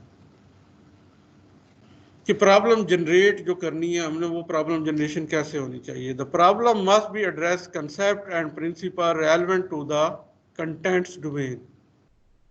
problem are not investigated by the student solely for problem solving experience but as the mean of understanding the subject area। तो सिर्फ ये ना हो कि आपने उसमें जो प्रॉब्लम दी है उसमें सिर्फ कैलकुलेशन करना ही हो, फार्मूले लगाए कैलकुलेशन की, बल्कि जो है वो सारे कंसेप्ट जो आपके सब्जेक्ट के हैं वो उसको टच कर रही हो, मेजर्स को। मैं नहीं कह रहा कि टोटल जो है वो 12 चैप्टर हैं और उसके जो है हर चैप्टर में 7-8 टॉपिक हैं तो 40-50 टॉपिक हर एक को टच करे, वो नहीं होगा। जो कोर है उस सब्जेक्ट की उसको, या दूसरे लफ्ज़ों में हम कहेंगे जो 3-4 CLO हैं, उन 3-4 तमाम CLO को वो टच करें। आप इस तरह की प्रॉब्लम क्रिएट करें, उसके अंदर पार्ट रखें कि वो तमाम CLOs को कवर कर जाए। Some problem-based learning activities incorporate multidisciplinary approaches, assuming the teacher can provide and coordinate needed resources such as additional content, instructional support, and other teacher। यानी कि बाद औक़ात जो आपने प्रॉब्लम जनरेट की है उसमें आपके सब्जेक्ट से हट के भी कुछ कंटेंट्स या नॉलेज होना ज़रूरी हो सकता है। आपने एक प्रॉब्लम जनरेट की, आपने अपने तमाम कोर एरिया को टच कर दिया, लेकिन कुछ छोटी इंफॉर्मेशन ऐसी भी चाहिए हो सकती है जो कि आपके सब्जेक्ट में है ही नहीं। उसके लिए जो है आप कि उस प्रोग्राम के किसी और सब्जेक्ट जो बेस होगा उसकी हो सकती है, या उस सेम टाइम पे पढ़ाया जा रहा होगा पैरेलल में, या अगले सेमेस्टर में आना होगा, उसका भी कुछ पार्ट आ जाता है बाजू का। तो फिर क्या करना है? फिर एक तरीका ये है कि उसके लिए जो इंफॉर्मेशन रिक्वायर्ड है वो आप प्रोवाइड करें बच्चे को, क्योंकि बच्चे ने अभी लर्न नहीं की। दूसरा स्टेप ये है कि आप अगर उस एरिया के या उस सब्जेक्ट के इतने अच्छे एक्सपर्ट नहीं हैं, जाहिर बात है कुछ अर्सा टीचिंग में रह के आप एक लिमिटेड सब्जेक्ट तक अपने आप को महदूद कर लेते हैं कि ये 5-6 सब्जेक्ट मेरे फेवरेट हैं, यही मैं पढ़ाऊँगा, दूसरे में मैं इतना अच्छा नहीं हूँ, दूसरा कुलीग पढ़ा रहा है। तो फिर आप उस जो आपका कुलीग होगा बच्चों को रेफ़र करेंगे उसकी तरफ और उससे रिक्वेस्ट करेंगे कि यार मेरे बच्चे आएंगे इस टॉपिक में, इस चीज़ के बारे में तुमसे पूछने, तुम ज़रा गाइड कर देना।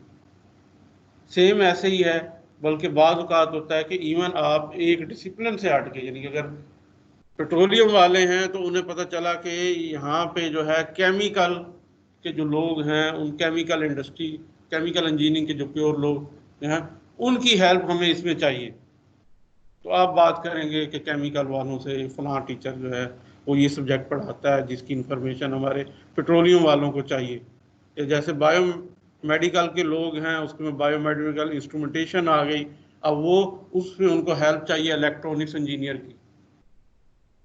तो अल्टीमेटली फिर जो है वो इंटरडिसिप्लिनरी जो है डेटा भी चाहिए होता है, उसकी भी हेल्प हम ले सकते हैं और उसको प्रोवाइड करना टीचर की जिम्मेदारी है। अब जैसे हमारे यहाँ बल्कि तकरीबन तमाम ही उसमें है, एक इन्वायरमेंट का PLO है तमाम इंजीनियरिंग में, इलेक्ट्रिकल में भी है। अब शुरू में हमारे बच्चे भी बड़े तंग हुए कि यार ये इन्वायरमेंट ना हमने पढ़ा ना, क्या क्या करें। तो वो इन्वायरमेंटल के लिए फिर मैंने डॉक्टर ताहिर इमरान हमारे इन्वायरमेंट के हैं उनसे रिक्वेस्ट की, वो अब आके हमारे फाइनल ईयर प्रोजेक्ट वाले बच्चों को 2 घंटे का एक लेक्चर देते हैं कि आप अपने प्रोजेक्ट को जो आपने बनाया है वो एनवायरनमेंट के किस किस पैरामीटर पे एवेलुएट करें, और फिर वो कहते हैं कि जी जब भी आपको हो तो मेरे पास आके आप अपना इंडिविजुअल प्रोजेक्ट डिस्कस कर सकते हैं। तो वो हमने रिक्वेस्ट की हुई है, वो अवेलेबल होते हैं हमारे बच्चों के लिए। तो इसी तरीके से यहाँ पे बात हो रही है कि अगर आपकी जो है मल्टी डिसिप्लिनरी अप्रोच के साथ प्रॉब्लम दी गई है और उसमें कुछ जो है वो क्या कहते हैं पहलू ऐसे हैं कि जिसमें उस सब्जेक्ट या उस इंजीनियरिंग से ही हट के जाना पड़ता है, तो वो फिर रिसोर्सेज प्रोवाइड करना या अगर रिसोर्सेज नहीं है तो फिर वो इंफॉर्मेशन प्रोवाइड करना टीचर का काम है। In addition, the problem must relate to real issues that are present in society or students' life. Artificial scenario detract from the previous received usefulness of the concept. तो इसमें ये भी recommendation है कि आप आर्टिफिशियल सिनेरियो ना बनाएं, बल्कि रियल लाइफ और उस सोसाइटी या उस रेलेवेंट इंडस्ट्री की प्रॉब्लम को उठाएं जो कि स्टूडेंट विजुअलाइज करे कि हाँ यार अगर ये मैं सीख के जाऊंगा, ये मैं सॉल्व करके जाऊंगा, तो कल को ये मैं अपनी फ्यूचर की इंडस्ट्री के लिए ये प्रॉब्लम सॉल्व कर सकता हूँ या अपनी सोसाइटी के कुछ मसाइल सॉल्व कर सकता हूँ। Problem presentation, student must own the problem either by creating और सेलेक्टिंग इट। अब ये होता है कि हम नॉर्मली क्या करते हैं, हम कह देते हैं कि मैंने 8 ग्रुप बनाए, तुम ये टॉपिक करोगे, तुम ये टॉपिक करोगे, तुम ये केस करोगे, तुम ये प्रॉब्लम करोगे। तो उससे क्या होता है, काम उन्होंने वही करना है, लेकिन अगर आप कहेंगे कि तुम ये वाली करो, तुम ये वाली करो, तो वो उसकी ओनरशिप नहीं आती। तो ये रिकमेंड किया जाता है, किया जा रहा है कि बच्चे को सिलेक्ट करने दें। आप जो है ना 15 प्रॉब्लम जो है बना के रख दें, आपके 8 ग्रुप हैं तो उन्हें को या 10 रख दें कि इसमें से चूज कर लो। अब जब वो चूज करेगा तो एक सेल्फ सेंस ऑफ ओनरशिप आ जाती है। अब वो ये नहीं कह सकता कि टीचर ने मुझे ये दी थी, अब उसने खुद सिलेक्ट की। तो जो ओनरशिप है वो एक बर्डन क्रिएट करती है कि यार ये मैंने चूज किया, अब मैं इससे भाग नहीं सकता।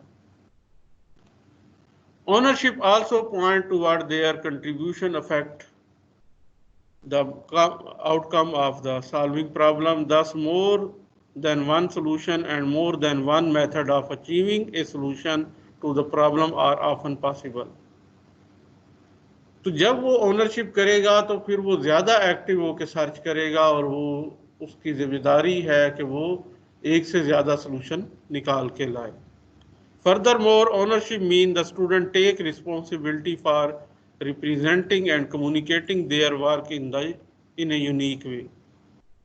Predetermined formats of problem structure and analysis towards resolution are not recommended. However, the problem should be presented such that the information in the problem does not call attention to critical factor in case that will lead to the immediate resolution. तो आप लोगों ने जो है pre determine format यानी कि problem का एक ही स्टेप बाय स्टेप एक ही वो सॉल्यूशन या एक तरह का सॉल्यूशन नहीं होना चाहिए, प्री डिटरमिन पैरामीटर ना हो, बल्कि बच्चों को उसके अंदर कूदना पड़े, ढूंढना पड़े, करना पड़े। और दूसरी बात जो इसमें की जा रही है वो ये कह रहे हैं कि इतना भी आसान ना हो कि बच्चा 2 स्टेप में 3 स्टेप में उसको कर ले। प्रॉब्लम इस तरह की भी ना हो कि वो 2 स्टेप में या 3 स्टेप में हो, बल्कि वो कम्प्लेक्स और लेंथी हो, जिसको करने में उनको यानी कि 4-5 चैप्टर के मेजर कंसेप्ट को लेके जाना पड़े, वही 3-4 CLOs को कवर करना पड़े। Ownership also suggests that the student will ask further questions, reveal further information, and synthesize critical factor throughout the problem solving process.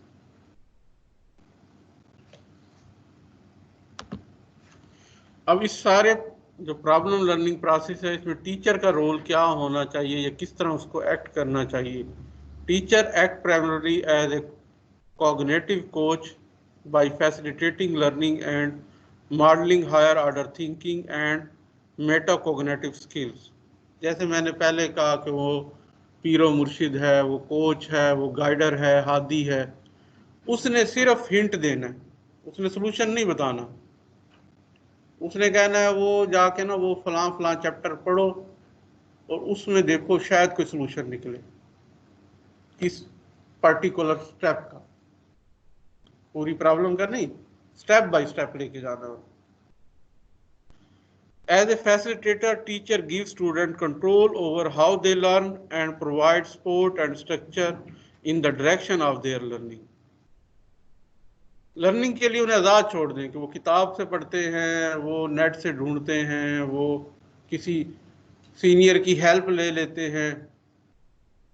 और इसलिए जो है आपको हर साल अपने केस स्टडी चेंज करनी पड़ेगी कि अगर आपने वही 15 दी और अगले साल फिर वो बच्चे से केस टू केस वो विरासत चलती होती है, तो वो अगर वही केस अगले साल भी देंगे तो बच्चे जो है वो सीनियर से लेके वो लेके आ जाएंगे। तो इसलिए आपको टाइम टू हर साल हर सेशन के लिए उसमें बेशक मेजर स्ट्रक्चर वही रखें, लेकिन उसमें थोड़ी बहुत चेंजिंग लानी पड़ेगी। मैं एग्जांपल देता हूँ, मैं अक्सर पढ़ाता हूँ रिन्यूएबल एनर्जी, बच्चों को पढ़ाता हूँ, तो उसमें मेरा एक टॉपिक पक्का होता है, वो है सोलराइजेशन, कि सोलर सिस्टम लगाना है। अब ये है टॉपिक, लेकिन हर साल सिनेरियो चेंज होती है, सिनेरियो ये होती है कि कभी मैं उन्हें कह देता हूँ कि इस साल जो है हमारे पास एक बॉयज़ हॉस्टल है, दूसरे साल कह देता हूँ कि चलो जी इस साल हमारे पास एक शॉपिंग प्लाजा है, तीसरी दफ़ा मैं कह देता हूँ जी चलो जी कोई एक मल्टी स्टोरी जो अपार्टमेंट बिल्डिंग है। अब आगे जाके जब उन्होंने करना है, सोलर सिस्टम लगाना है, तो आगे रिक्वायरमेंट चेंज होती जाती है और फिर मैं क्या करता हूँ हर बच्चे का इंडिविजुअली उसके पैरामीटर के अंदर चेंज करता जाता हूँ ताकि ना कैलकुलेशन में ना सिनेरियो में वो डिफरेंस ऑटोमेटिकली क्रिएट होता जाता है। तो इस तरीके की जब अप्रोच होती है और हर साल बिल्कुल ही एक डिफरेंट सिस्टम आ जाता है तो बच्चे लाख सर पटखा लें, लाख पिछले नोट्स ले लें, उसमें जो है वो उनको खास हेल्प नहीं मिलती, अल्टीमेटली उनको लर्न करना पड़ता है। Student role, student first define or select the ill-structured problem that has no obvious solution। तो स्टूडेंट जो है इसमें सोल्यूशन जैसे हमने कहा कि वो सिलेक्शन उस पे दे दे, ओनरशिप देने के लिए कि उसको कहें कि वो जो है ये मैंने 15 रख दी हैं, तुम चूज कर लो। उसके बाद है they develop alternative hypothesis to resolve the problem and discuss and negotiate their conjecture in group। तो वो जो है उस प्रॉब्लम को डिस्कस करेंगे, उसके पॉसिबल सॉल्यूशन को डिस्कस करेंगे, उसके पॉसिबल सॉल्यूशन मेथड या टूल्स को डिस्कस करेंगे ग्रुप की शक्ल में। Next they access, evaluate and utilise data from variety of available sources to support और रिफ्यूट देयर हाइपोथेसिस। जब उन्होंने कोई हाइपोथेसिस डेवलप किया फिर अगला स्टेप होगा कि वो जाके उसके लिए डेटा कलेक्ट करें, उसके लिए इंफॉर्मेशन लें और उसके कसौटी पे परखें कि जो उनका हाइपोथेसिस था उस डेटा उसको सपोर्ट करता है कि नहीं करता। तो वो कर भी सकता है और नहीं भी कर सकता।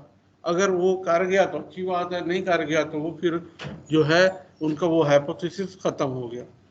उन्होंने पॉसिबल 4 सॉल्यूशन निकाले, जाके डेटा से चेक किए, 2 रिजेक्ट हो गए, 2 एक्सेप्ट हो गए।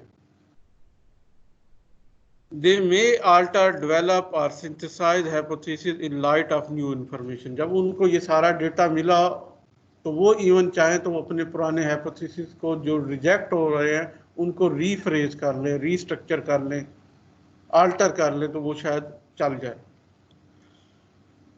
Finally, they develop clearly stated solution that fit the problem and its inherent condition based upon the information and reasoning to support their argument। तो जब वो सारा ये एट द एंड पहुंचेंगे 1 या 2 या 3 जो उनको सही सोल्यूशन निकल रहे होंगे हाइपोथेसिस के, तो फिर उसको वो क्लियरली लिखेंगे कि हमने ये जो है सोल्यूशन निकाला, क्यों निकाला, कैसे निकाला, वो हर चीज़ क्लियर एविडेंस और आर्गूमेंट के साथ उनको रिपोर्ट का हिस्सा बनानी पड़ेगी।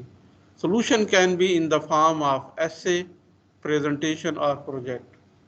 तो ये जो प्रॉब्लम आपने दी, आप उनके बदले में जो बच्चों से है वो एट द एंड क्या चाहते हैं, ये टीचर की अपनी लिबर्टी है, वो उसको एक टाइप शुदा रिपोर्ट की सूरत में चाह रहा है या वो चाहता है कि वो आपके प्रेजेंट करें ताकि वो उस वक्त उनसे काउंटर क्वेश्चन भी कर सके और क्लास के सामने अगर प्रेजेंट होगी तो अल्टीमेटली बाकी लोगों के कंसेप्ट भी क्लियर होंगे। और कुछ सूरत में वो जो प्रॉब्लम है उसका सलूशन है किसी हार्डवेयर प्रोजेक्ट या सिमुलेशन प्रोजेक्ट की सूरत में हो सकता है। अब हम आते हैं अपने आखिरी पोर्शन की तरफ और वो है open book exam.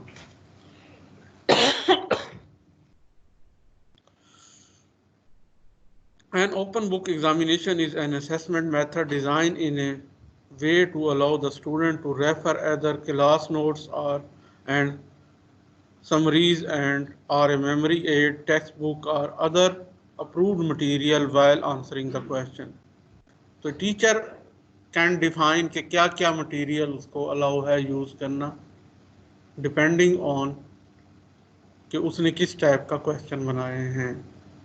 Open book exam जो है वो यही अलाउ करता है कि जो जो टीचर कहता है कि ये मटेरियल यूज़ कर लो, तुम मेरे नोट्स यूज़ करो, तुम टेक्स्ट बुक यूज़ करो, तुम और ये चीज़ें यूज़ कर लो। बल्कि इवन जो है अब लोग कहते हैं ठीक है गूगल भी यूज़ कर लो, इंटरनेट भी यूज़ कर लो, लेकिन इस केस का जो है सलूशन निकालो कि इस जो इन क्वेश्चन के आंसर दो। जिस तरह प्रॉब्लम बेस्ड लर्निंग में कोई प्रॉपर सलूशन नहीं होता और उसके लिए बच्चों को बहुत ज़्यादा सोचना पड़ता है, डेटा निकालना पड़ता है, उसको अप्लाई करना पड़ता है, तो यहाँ ओपन बुक एग्ज़ाम के जो क्वेश्चन हैं वो भी कुछ इस तरह से क्रिएट किए जाते हैं कि जिसमें जब तक कंसेप्ट क्लियर नहीं होंगे और उन कंसेप्ट को या उन टॉपिक को, उस इंफॉर्मेशन को अप्लाई करना बच्चों को नहीं आता, उस वक्त तक वो सलूशन नहीं निकाल सकते। तो इसलिए अल्टीमेटली जो है वो अगर उनके पास बुक पड़ी है लेकिन अगर वो उस प्रॉब्लम का सलूशन उस बुक में से नहीं निकाल सकता, उसको नहीं पता कि ये जो प्रॉब्लम के इस पार्ट का इस जो है सलूशन के लिए मुझे कौन से टॉपिक को रेफर करना पड़ेगा और वहाँ से पढ़ के इसको सॉल्व करना पड़ेगा, उस वक्त तक वो नहीं कर सकता। तो ऑनलाइन अगर एग्ज़ाम है तो वो तो ओपन बुक के बगैर हो ही नहीं सकता, उसके लिए तो और कोई सलूशन है ही नहीं, तो ओपन बुक ही होगा क्योंकि जितने गैजेट बच्चों के पास और जितनी पॉसिबिलिटीज़ हैं सिर्फ ओपन बुक एग्ज़ाम ही उनको डील कर सकता है। An open book exam can also mean that the students are provided with the exam questionnaire prior to the sitting the formal exam। तो दो तरीके हैं, एक ये है कि आज अगर आप फिजिकली एग्ज़ाम लेना चाहते हैं तो आप उनको जो क्वेश्चन पेपर है वो आप कुछ अर्सा पहले, एक दो दिन पहले दें, और बाद औक़ात होता है कि आज आपने तमाम बच्चों को बुलाया, उनको पेपर दिया और उन्हें कहा जी 3 दिन बाद इसको सॉल्व करके आना, लेकिन फिर उसके लिए ज़रूरी है कि हर बच्चे का पेपर इंडिविजुअल हो। ये ना कि पूरी क्लास का एक ही पेपर होगा तो वो फिर उसका कोई फ़ायदा नहीं है, वो फिर यहीं पे बिठा के किया करवाया जा सकता है। हाँ, बुक्स यूज़ करें और बैठ के करें फॉर्मल एग्ज़ाम, लेकिन अगर आप यूज़ करेंगे ऑनलाइन सिस्टम या वो घर पे आपस में कम्युनिकेट कर सकते हैं, अगर सेम क्वेश्चन 30 के 30 बच्चों का है तो एक ने सॉल्व कर लिया तो समझ लो सब ने कर लिया, तो उसके लिए आपको विद इन द क्वेश्चन कुछ पैरामीटर डिफरेंट करने पड़ेंगे। हाँ, अगर सामने बैठ के यहाँ पे जो एक नॉर्मल एग्ज़ाम के लिए ओपन बुक एग्ज़ाम होता है फिजिकल प्रेजेंस के साथ, तो उसके लिए एक ही क्वेश्चन पेपर बनाया जाता है और हर बच्चे के सामने उसकी किताबें पड़ी हैं, गैजेट पड़े हैं, वो आपके सामने बैठ के कर रहा है अपना अपना इंडिविजुअल, और सलूशन अगर वो सारे निकाल लेते तो अच्छी बात है। तो ओपन बुक एग्ज़ाम जो है उसको हम टेक होम एग्ज़ाम भी कहा जाता है कि बच्चे को दे दिया जाता है, तुम जाओ जाके इसको करके 3 दिन बाद, 2 दिन बाद या कल परसों जो भी है, जितना टाइम टीचर समझता है कि इनफ है वो टेक होम करके कर सकता है, या इवन करंट सिनेरियो में ऑनलाइन बैठे हुए जो है वो जो है एक दूसरे से डेफिनेटली वो कम्युनिकेट करेंगे, चाहे वो आप बेशक उन सबको वीडियो स्ट्रीमिंग पे भी ले लें तो उसके बावजूद वो रास्ता निकाल लेंगे कम्युनिकेशन का, कि वो जैसे अब मैं यहाँ खड़ा हूँ और मैंने नीचे यहाँ पे मोबाइल रखा हुआ है और अगर मैं नीचे से टेक्स्ट कर रहा हूँ दोस्त को, बेशक मैं एक मोबाइल आपके सामने भी रख दूँ तो दूसरा मोबाइल रिजर्व मेरे पास होगा। तो अल्टीमेटली जो है ओपन बुक एग्ज़ाम, और अगर डिस्टेंस पे है तो फिर हर एक का उसमें थोड़ी सी वेरिएशन के साथ हो ताकि वो हर एक अपना अपना करे। The main premise of our open book exam is that the teacher can formulate questions that require student to answer in more critical and analytical way, thus the encouraging higher order of thinking skill in their students. तो यानी जो सबसे मुश्किल चीज़ है वो teacher के लिए है, टीचर की अंडरस्टैंडिंग एंड लर्निंग लेवल है कि वो कितना स्मार्टली वो उस क्वेश्चन को डिज़ाइन करता है और कर पाता है कि नहीं कर पाता है। ओपन बुक एग्ज़ाम कहने को तो है, लेकिन अगर उसने वो क्वेश्चन ही उस तरह का नहीं बनाया और पता चला कि वो कहने को उसने मैं जी ओपन बुक एग्ज़ाम लिया और पता चला कि उसने लिखा है कि टेल द डिसएडवांटेज ऑफ फलां एंड हाउ इट वर्क। वो तो आपने नोट्स में दिया हुआ है, वो जस्ट वो चैप्टर खोलेंगे निकाल के री राइट करके दे देंगे। तो वो क्वेश्चन इस तरह का होना चाहिए कि जो जिसका आंसर डायरेक्टली बुक में या नोट्स में ना मिले, डायरेक्टली। हाँ, इनडायरेक्टली होगा, वो सोचेगा, निकालेगा, सोच करेगा कुछ। The main issue that arises when the making use open book exam is that the teacher may not know how to develop and devise effective exam question that require student to apply their knowledge. Sorry, मैं इसमें एक point miss कर गया नीचे कि ये एक link है प्रेजेंटेशन आपको जब हम भेजेंगे तो इसमें आप आगे तो इस लिंक के ज़रिए जो है भी और वैसे और भी आपको मिल जाएंगे, उसमें कुछ एग्जाम्पल दी हुई हैं ओपन बुक एग्ज़ाम की कि किस टाइप के क्वेश्चन हो सकते हैं ताकि आपकी लर्निंग एज ए टीचर हो। तो हम बात कर रहे हैं कि जो सबसे बड़ा प्रॉब्लम आता है वो ये है कि teacher can develop the question properly और नॉट। तो एक इशू ये है ओपन बुक एग्ज़ाम का, और ये टीचर एंड पे है, और दूसरा जो है स्टूडेंट एंड पे है। Student may be calmed into a false sense of security and fail to properly prepare for an open exam. Student may falsely assume that the exam will be easy and they will be able to find all the answer in the textbook or on their memory aid. तो वो कहेंगे जब किताबें होंगी, notes होंगे, internet allow होगा और एक दूसरे से पूछ भी सकेंगे, तो मुझे तैयारी करने की ज़रूरत ही क्या है। मेरे जैसे जो लेज़ी स्टूडेंट है वो ऐसे ही करेंगे। वो कहेंगे अच्छा यार वो फलां जो है ना, वो जो क्लास का टॉपर है उसके साथ दोस्ती भी है, किताबें भी मेरे साथ, मुझे तैयारी करने की ज़रूरत ही नहीं, हिंट उससे ले लूँगा, आंसर किताब से निकाल लूँगा और काम हो जाएगा। और वो बाद में ट्रैप हो जाते हैं अगर प्रॉपर पेपर बना हुआ है। तो मनान साहब को पता है कि वो फिर क्लास में कितने परसेंट होते हैं जो बिल्कुल ज़ीरो के करीब होते हैं। जी नहीं, अभी मनान साहब को हम 2 मिनट देंगे क्यों हमारे डिपार्टमेंट में क्या पूरे इंस्टीट्यूट में मशहूर हैं ओपन बुक एग्ज़ाम के, तो ये अपने एक्सपीरियंस शेयर करें। Consideration when design open book exam. Question in open book exam need to be formulated to assess the interpretation and application of the knowledge, comprehension skill and critical thinking skill rather than only knowledge recall. Make use of case-based exam questions that require student to apply critical reasoning skill in response to the triggering scenario. Formulate clear question to limit the student confusion and time spent interrupt. यानी अगर आप question जो है बनाएं तो वो इतना clear होना चाहिए कि बच्चे को क्वेश्चन समझने में कोई कंफ्यूजन ना हो, क्योंकि अगर वो क्वेश्चन समझने में कंफ्यूजन का शिकार हो गया तो आधे से ज़्यादा टाइम उसमें गुजारेगा, तो अल्टीमेटली उसको सॉल्यूशन ढूंढने के लिए जो टाइम था वो कम हो जाएगा और वो फिर उसको नहीं कर पाएगा। तो जो क्वेश्चन है वो स्मार्टली क्लियरली फार्मूलेट हो, हाँ उसके आंसर प्रॉपर ना हो, उसके आंसर के लिए उसे ढूंढना पड़े, और एक नहीं, जैसे प्रॉब्लम बेस्ड लर्निंग की बात है कि मल्टी सॉल्यूशन निकल सकते हो, तो यहाँ पे भी 2-3 अगर पॉसिबल सॉल्यूशन निकल सकते हैं क्लियर कट तो वो निकल सकते हो। Formulate the question that requires student to apply and make use of information from their textbook or notes rather than simply requiring them to locate and rewrite the information.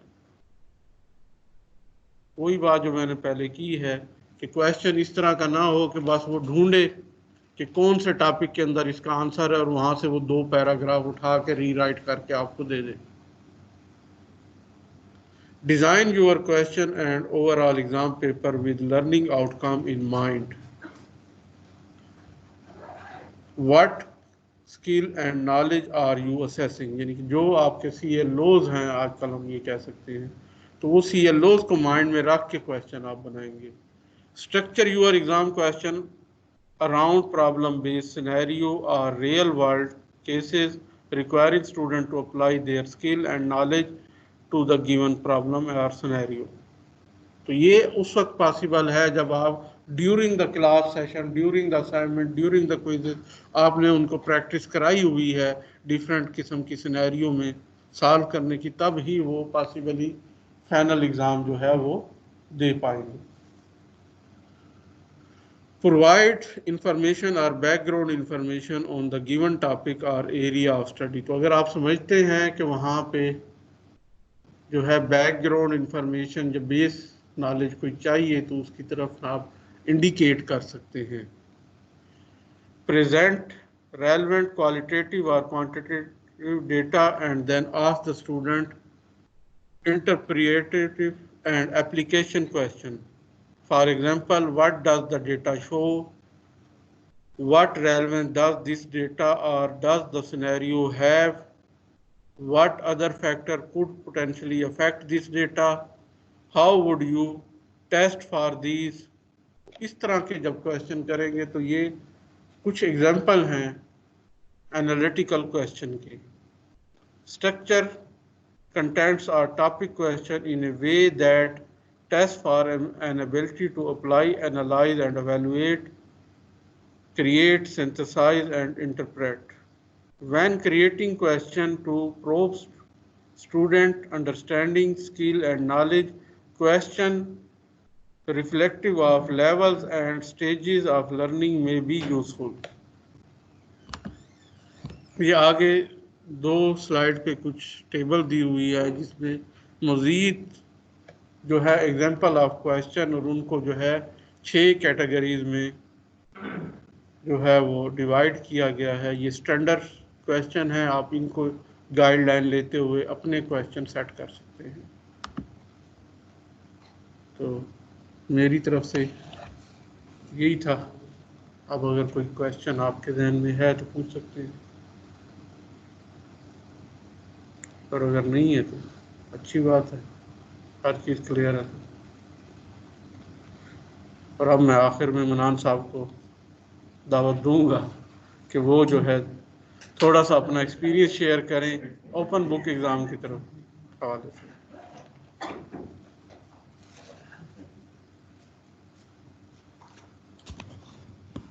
अच्छा जी, मुझे अगर पहले पता था मैं कुछ स्लाइड बना कर ले आता, तो अभी दी गई मैं रन टाइम पे एक स्लाइड बनाई तो है छोटी सी।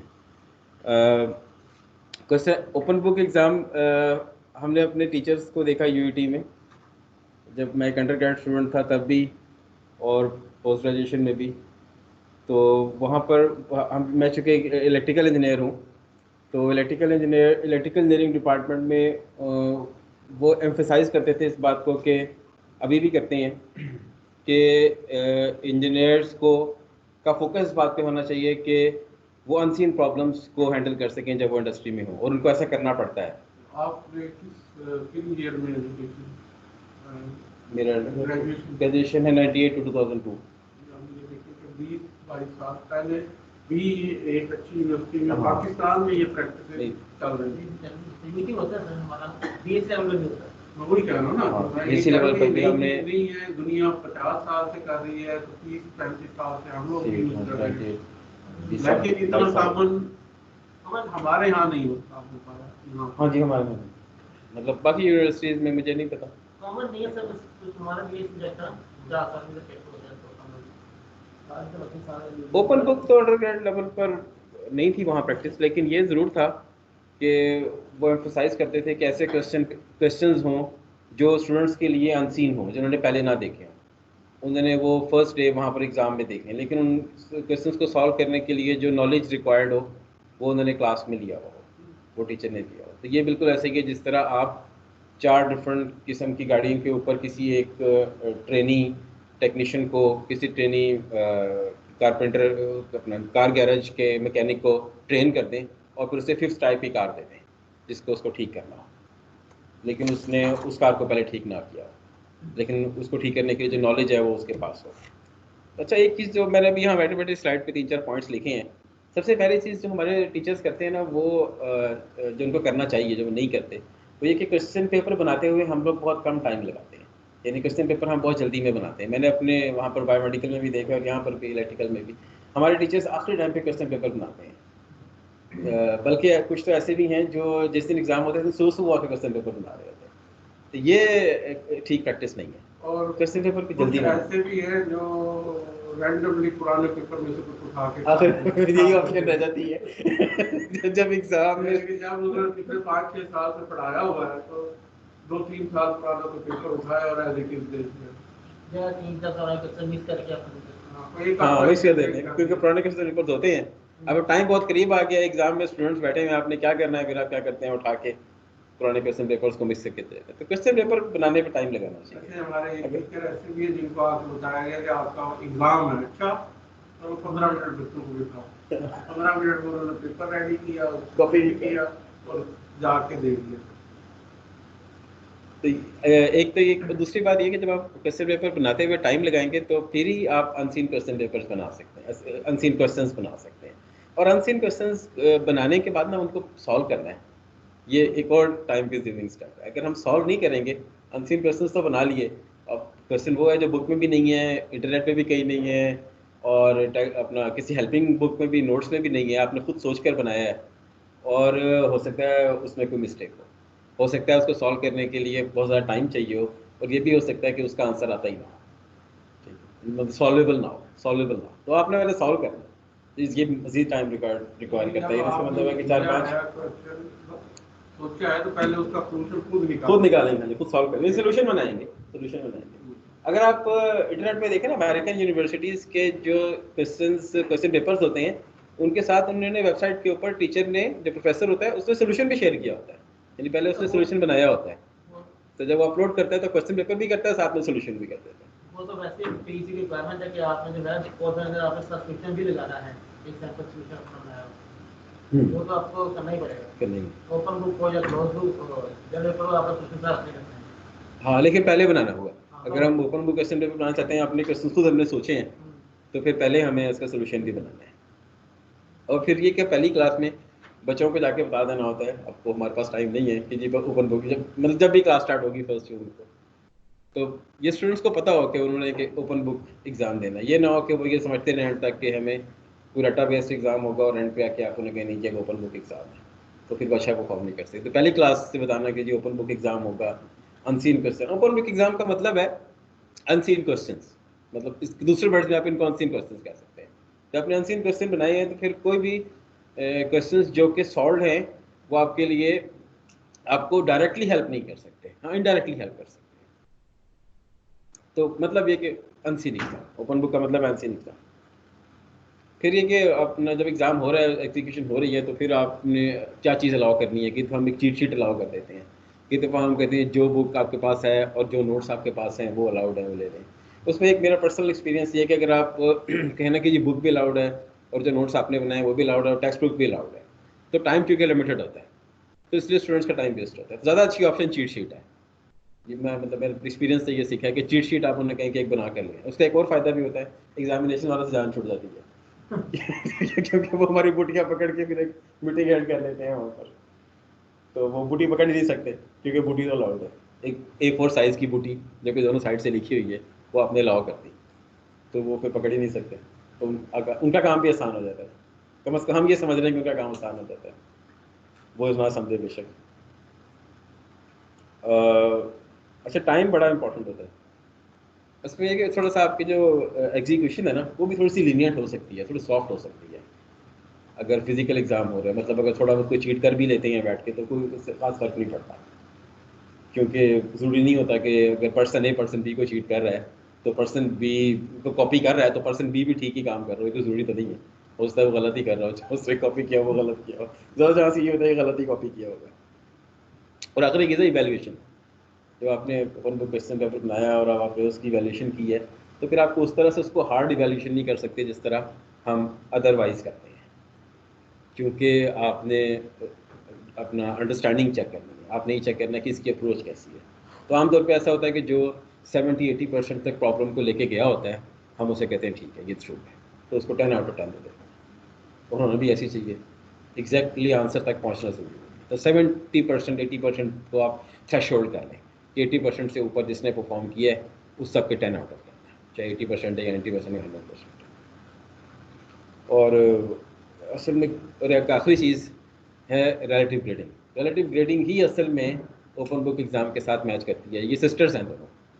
रिलेटिव ग्रेडिंग अगर नहीं होगी तो फिर ओपन बुक एग्ज़ाम का कोई फ़ायदा नहीं है, फिर आप बहुत सारे लोगों के तो फेल कर देंगे या बहुत सारे लोग बहुत ऊपर चले जाएंगे। तो रिलेटिव ग्रेडिंग ये करती है कि जो क्लास का टॉपर है उसको मोस्ट प्रोबेबली 4 मिल जाएगा, 4 आउट ऑफ 4 मिल जाएगा, और बाकी सब उसके कंपैरिजन में इवेलुएट होंगे। ये भी वैसे एक टाइम है, इस वक्त हम अपने अथॉरिटीज़ को ये कह सकते हैं कि ये टाइम है, इसमें हम अंडर ग्रेड लेवल पर भी रिलेटिव ग्रेडिंग इंट्रोड्यूस करा देंगे।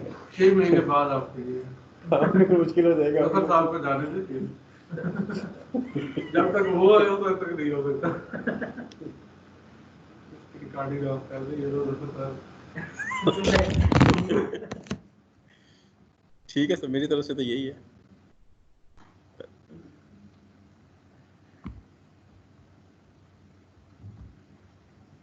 मेरा सुनने के बाद जिद करेंगे मैंने जाना ही नहीं है। टेस्ट पे आ जाएंगे, टेस्ट पे आ जाएंगे। हाँ, 10 पे आ गए।